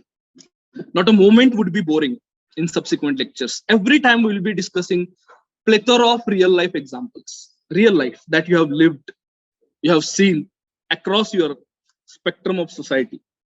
ठीक है? So इस पे आपको reflect करना है. Third है to help resolve moral dilemmas. So life में बहुत बार dilemma आते हैं. Dilemma का मतलब द्विधा, है ना? कि ये करूं या वो करूं. So बचपन में ऐसे आते थे ना कि सच बोलूं या फ्रेंड को बिट्रे करूं, है ना? ऐसा होता है ना कि सच बोलना एक वैल्यू है, फ्रेंड को लॉयल रहना अलग वैल्यू है. इसमें क्लैश हो सकता है ना? कि फ्रेंड के माँ बाप फोन करके पूछते कि वो आपकी जगह है क्या, आपके प्लेस पे है क्या? सच होता है वो नहीं है, वो किसी और के साथ है ना? तो ये मोरल डायलेमा पब्लिक लाइफ में भी आते हैं, है ना? आपके पास मनी कम है, रिसोर्सेस कम है एज अ कंट्री, आपकी प्रायोरिटीज अलग है, तो आप कहाँ स्पेंड करोगे? इंडस्ट्री पे स्पेंड करोगे या पुअर पीपल पे? एक पे स्पेंड करोगे तो दूसरों पे नहीं होगा. So ethics helps you to prioritize things by bringing clarity to your dilemma. So ये भी आपको सीखना है, because taking public decisions is not easy. ये जो पब्लिक का प्लेस होता है वो थ्रोन होता है. हाँ, आपको पहनना है, लेकिन वो कैसा होता है? हाँ, जिसको हम बोलते हैं काटेरी. It pinches you, it gives you trouble, it is not easy. ठीक है? The next is to overcome traditional biases and prejudices. So हमारे ट्रेडिशन ने हमारे मन में कुछ biases, prejudices क्रिएट किए हैं towards different things. कौन सी भी ले लो, जैसे money making, still it is seen as a crime in some societies, है ना? कुछ सोसाइटी में अगर कोई पैसे कमाने के पीछे लग जाता है तो लोग बोलते हैं देखो कितना सेल्फिश हो गए. So ऐसे डिफरेंट बायसेस है, biases towards women, girl child, dowry, है ना? तो ये जो सब बायसेस, प्रेजुडिसेस है, इसके रूट में जाके उसको एनालाइज करना, that is also one of the task of ethics. So ethics में एक अप्रोच है जिसको हम बोलते हैं रिलेटिविज्म, सापेक्षतावाद. वो हमेशा ऐसे बायसेस को जस्टिफाई करता है। रिलेटिविज्म बोलता है कि अगर उसको ये सही लग रहा है तो वो सही है, मुझको ये सही लग रहा है तो मैं सही हूं। लेकिन हर जगह आप ऐसा नहीं बोल सकते। कुछ चीजें ऐसी होती है जहां हम सबका एग्रीमेंट होना चाहिए। तो एथिक्स आपको बोलता है कि कहाँ एग्री होना है और कहाँ डिसएग्री होना है। So as a subject this is an opportunity to become a mature person. जो ये मैच्योरिटी नहीं डाइजेस्ट कर पाते, they try to evaluate others always from their own perspective. कि अगर मुझे नॉनवेज पसंद नहीं है तो मैं बोलता हूँ कि सब वर्ल्ड ने नॉनवेज बंद करना चाहिए। समझ में आ रहा है? Because that is my bias, that is my prejudice, I am brought up in such a way. Ethics बोलता है कि भाई रुक, थोड़ा पढ़, समझ ले ये क्या है, फिर तू बात कर। So that is an opportunity. And finally as a question paper, subject तो ठीक है, लेकिन क्वेश्चन पेपर क्या कर रहा है आपके साथ? So first it is checking your conviction. आप जिसको सही बोल रहे हो, जिसको गलत बोल रहे हो, उसके बारे में आप खुद कन्विंस हो क्या? समझ में आ रहा है? अगर आप बोल रहे हो कि डाउरी लेना गलत है, आर यू रियली कन्विंस्ड? अगर आप बोल रहे हो कि कास्टिज्म गलत है, पेट्रियार्की गलत है, आर यू रियली कन्विंस्ड? और are you really saying for the sake of saying, just to make examiner feel good? ये कन्विक्शन चेक करना, that is also task of CS4। So वो सिर्फ ऐसा नहीं देख रहे कि आप किसको चूज कर रहे हैं, वो ऐसा भी देख रहे कि आप उसको जस्टिफाई कैसे कर रहे हैं। And that justification communicates your conviction. आप डीपर बिलीफ है या ऊपर से ही सिर्फ कह रहे हैं for the sake of saying? समझ में आ रहा है? So this is first. Second, to check your spontaneous responses. So as I said earlier, in section A, it hardly allows you 7 minutes to write an answer. In section B, 15 minutes for one case study. Now, in that short time, to read the question, to understand it, and again, in one question, there are 3 questions. And to respond to the question is not an easy. Whatever is truly inside comes outside, unless you are over smart. समझ में आ रहा है? Not everyone can outsmart UPSC. So जो अंदर है वही बाहर आएगा छोटे समय में, and that is what spontaneous response. ठीक है, वो भी चेक करना है उनको। Then to check your reconciliation of ideal and practical. इसका मतलब क्या है? Theory and practice. Ideal means theory, theoretical. Are you able to reconcile them? Reconcile means to put them together in a pragmatic way. So truthfulness. So how do you put that value into practice? Compassion. How you are able to obey the law and yet become compassionate? Because sometimes law and compassion might go against each other. है ना? ऐसा हो सकता है। ऐसे case I थी कि आपके पास एक ओल्ड कपल आया है and they fit into every criteria except community criteria. And that's why they cannot avail the welfare scheme, but they are truly needy. What will you do? So law आपको क्या बोल रहा है कि ये fit नहीं हो रहे, उनको मत दे दो बेनिफिट, लेकिन आपकी वैल्यू कंपैशन क्या बोल रही है कि they are truly needy. So as an administrator, are you able to resolve this contradiction and reconcile these two things, theory and practice? समझ में आ रहा है? So how you are able to put principles into practice, that is also checked. ठीक है? And then next, to check your moral perception. Means the way you are looking towards things from moral point of view. वो आपका perception कैसा है? आप किसको Morli right बोल रहे हो, किसको मोरली रॉन्ग बोल रहे हो, ये भी आप उनको चेक करना है। ठीक है? Now how to realise these expectations, ये उनके जो ऑब्जेक्टिव है, इनको एग्जामिनेशन में कैसे डालना है, ये आपको सीखना है। सो उसके लिए कुछ मैं डूज एंड डोंट्स बता रहा हूं आपको, please pay attention. 1, authentic example दे दो। Authentic means believable. Okay, example ऐसे होने चाहिए जो बिलीवेबल है। On the other hand, people give clichéd example. Clichéd means हर कोई उसके बारे में लिख रहा है। सोशल मीडिया पे पढ़ा है, फेसबुक पे पढ़ा है, व्हाट्सएप फॉरवर्ड है. This is not authentic. Authentic means recorded in authoritative text, authoritative sources, government documents, newspapers, research papers. Even your own life examples are also authentic if you write in a believable fashion. समझ में आ रहा है? So authentic example can help you to convince the examiner. Then second, आपके justification well thought out चाहिए. इसके लिए हमेशा मैं एग्जांपल देता हूं कि मानो कोई बोल रहा है कि Aamir Khan is my favourite actor, and if you ask justification, if someone give justification कि वो अच्छा दिखता है, उसका मूवी में ज्यादा पैसा कमाता है, बहुत पॉपुलर है, अभी यंग दिखता है, so this is casual justification. If you look at another justification that okay his every movie is well researched, वो परफेक्शनिस्ट है, ठीक है, वो खुद स्टडी करता है, खुद एक्टिव इंटरेस्ट लेता है, then these are some well thought out justifications. Similarly in ethics, your justification should be well thought out. उसके लिए थोड़ा टाइम ले लो. It doesn't happen suddenly. On the other hand, people end up giving casual justifications. ऊपर ऊपर से लिखते हैं, उन्होंने कुछ डीपर थिंकिंग किया ही नहीं, because they have lost opportunity to study ethics. Ethics का स्टडी करना मतलब सिर्फ किताबें पढ़ना नहीं है. जो भी आप पढ़ रहे हो उस पर डीपर रिफ्लेक्शन होना चाहिए कि ऐसा क्यों है, क्यों होता है ऐसा, इंडिया में क्यों होता है, बाहर क्यों होता है, ये आपको कंपैरिजन आना चाहिए. Then third, give precise definitions. Precise का मतलब क्या है? Suitable to the context. किसी भी कंसेप्ट की एक डेफिनेशन नहीं होती. There are multiple definitions based on the context they are asking. For example, democracy has multiple definitions. समझ में आ रहा है? एक डेफिनेशन जो हमेशा लिखते हैं वो कौन सी होती है? अब्राहम लिंकन, है ना? लेकिन that is only one aspect. There are multiple definitions of democracy. So depending on the context of the question, you should be able to figure out which definition is suitable here. But लोग क्या करते हैं? They end up giving vague or generic definition. Generic means सब जगह use हो रही है, ऐसे definition लिखते हैं. So that doesn't impress the examiner. Examiner बोलता है कि इसने question के बारे में सोचा ही नहीं. The person has not understood the demand of the question. समझ में आ रहा है? So this is third point. Fourth point, आपको जो भी आप पढ़ रहे हो इथिक्स में, उसका एप्लीकेशन करंट अफेयर से होना चाहिए.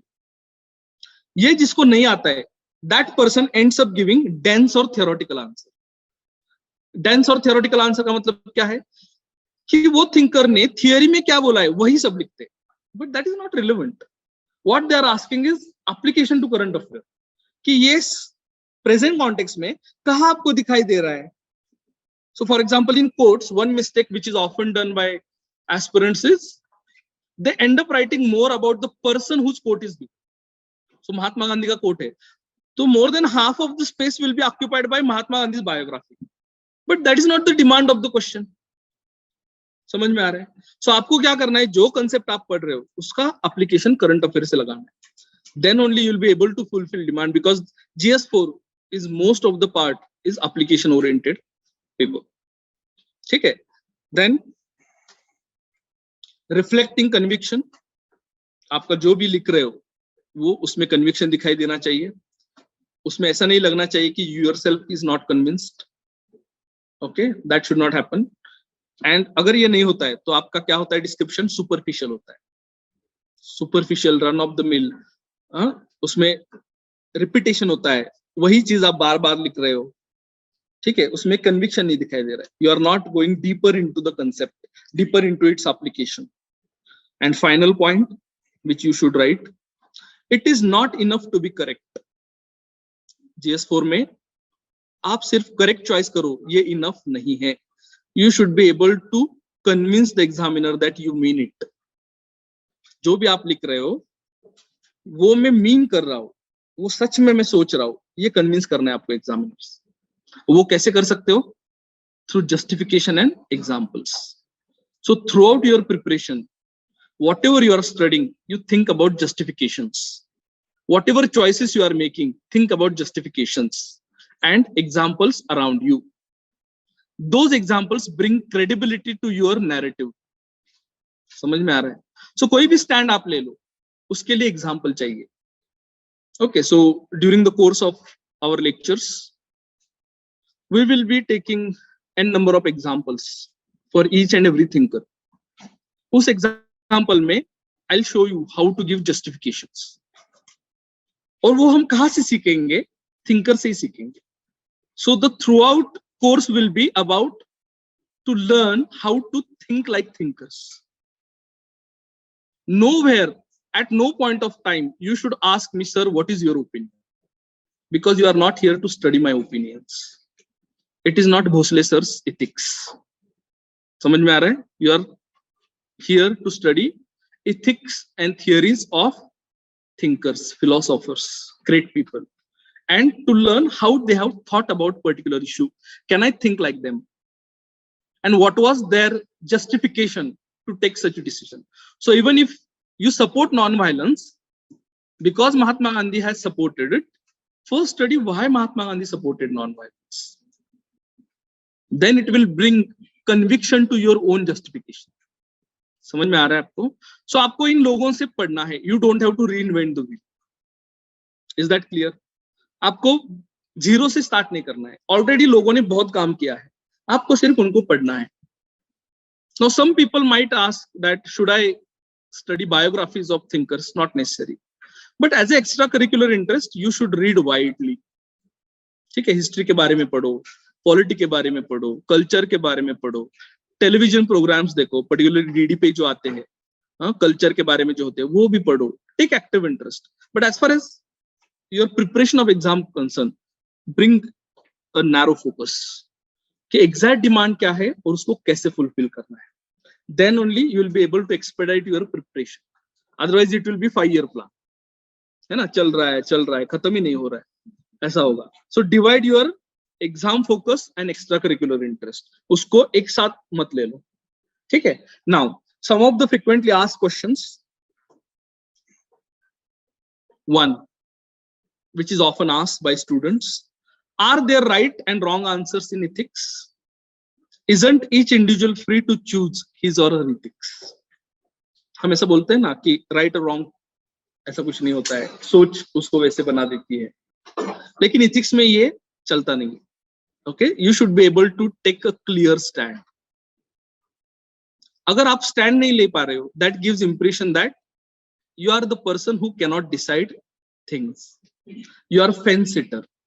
Fence sitter आपको मालूम है ना, कि वो इधर का भी नहीं होता है, उधर का भी नहीं होता है. जिस दिशा में विंड चलती है उस दिशा में हो जाता है.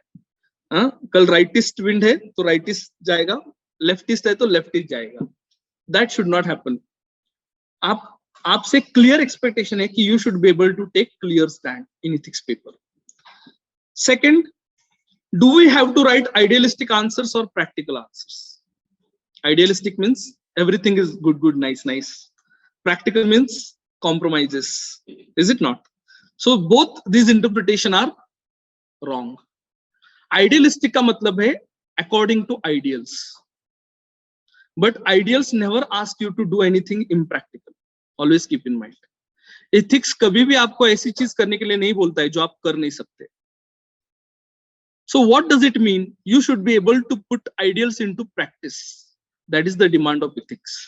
So there is no such, dichotomy like idealistic and practical. No, both are same. Practical means to be able to put ideals into practice. Okay? Otherwise they only remain on paper. So equality, justice, fraternity, these are what? Ideals. But how we put them into practice? Through laws, through constitution, through fundamental rights. Is it not? So that is reconciliation between ideal and practical. Then third question which is often asked: do we have to quote philosophers in all answers? No. Because they are checking your ethics.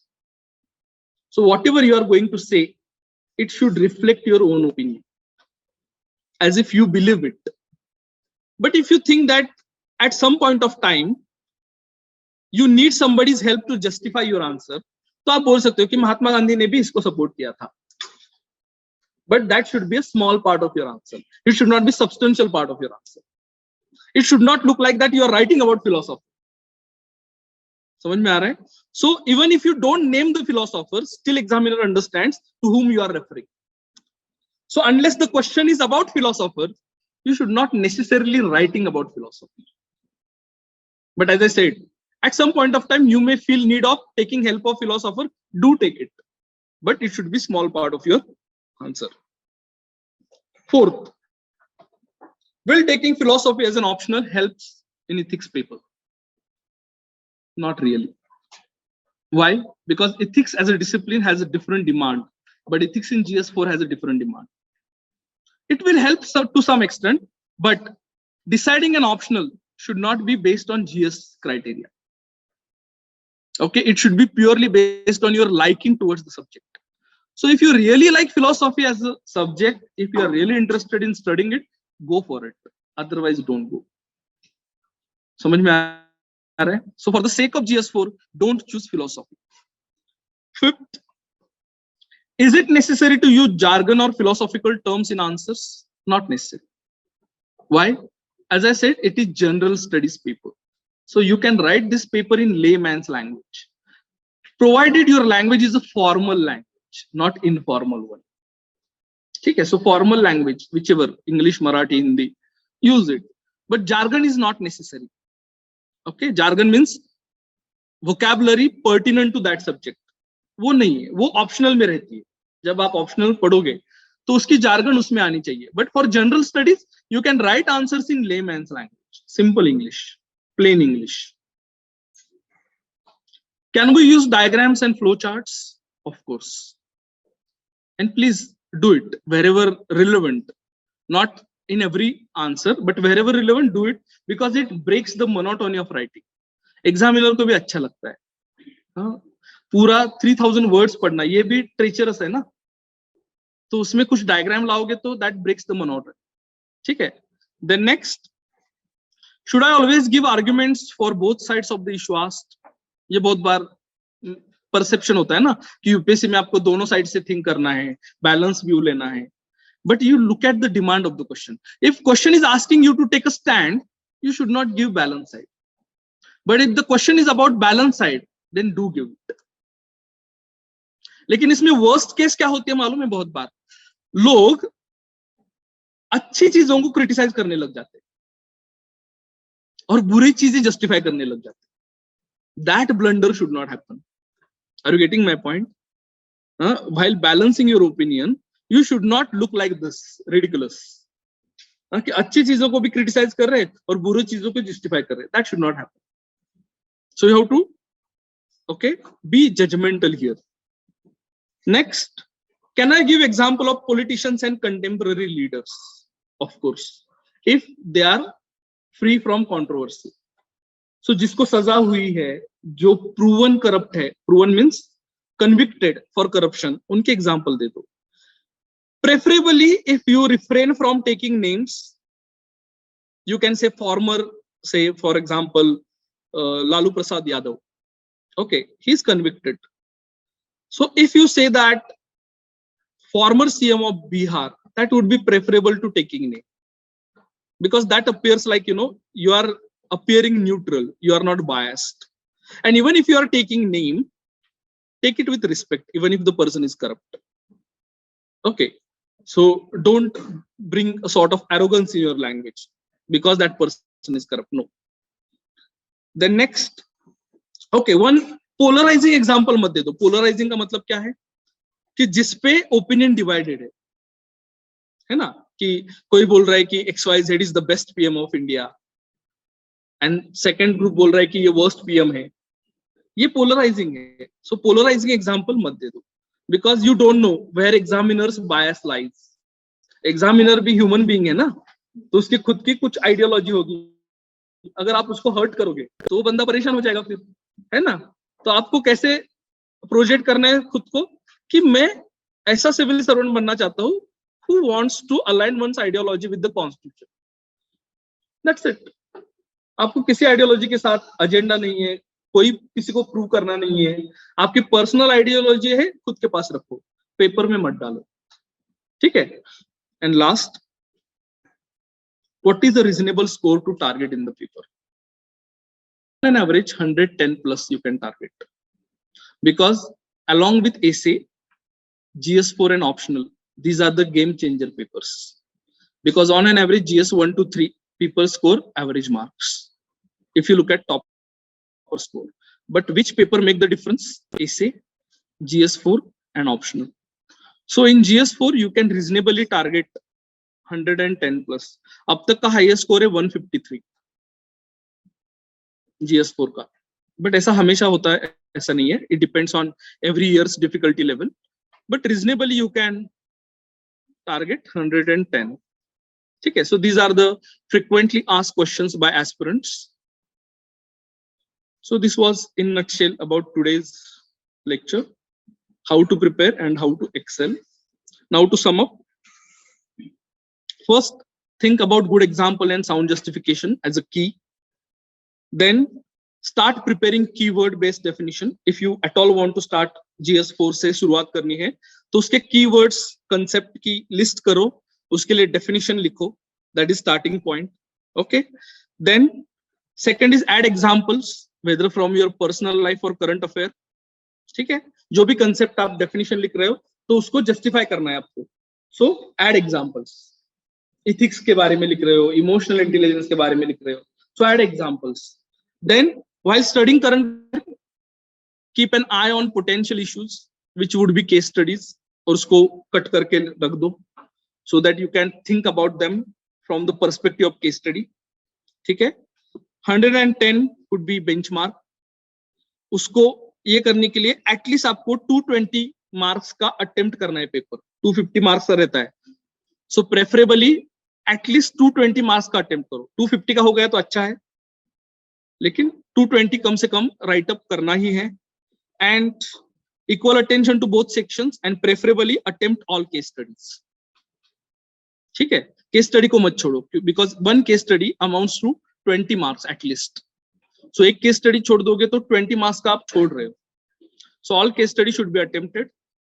At least 220 marks should be attempted so that you can score 50%, 110. That's it. So this is in nutshell about ethics. Today we have discussed syllabus, structure of the paper, what are the resources to be referred, then what is the objective or purpose of GS4, and finally how to meet those objectives and what score you can target and what are the frequently asked questions. Next lecture onwards we will directly start with ethics. Okay, so next lecture preferably will be after 23rd because these are the demo lectures. Subscribe the Unique Academy's YouTube channel and press the bell icon for latest updates and videos.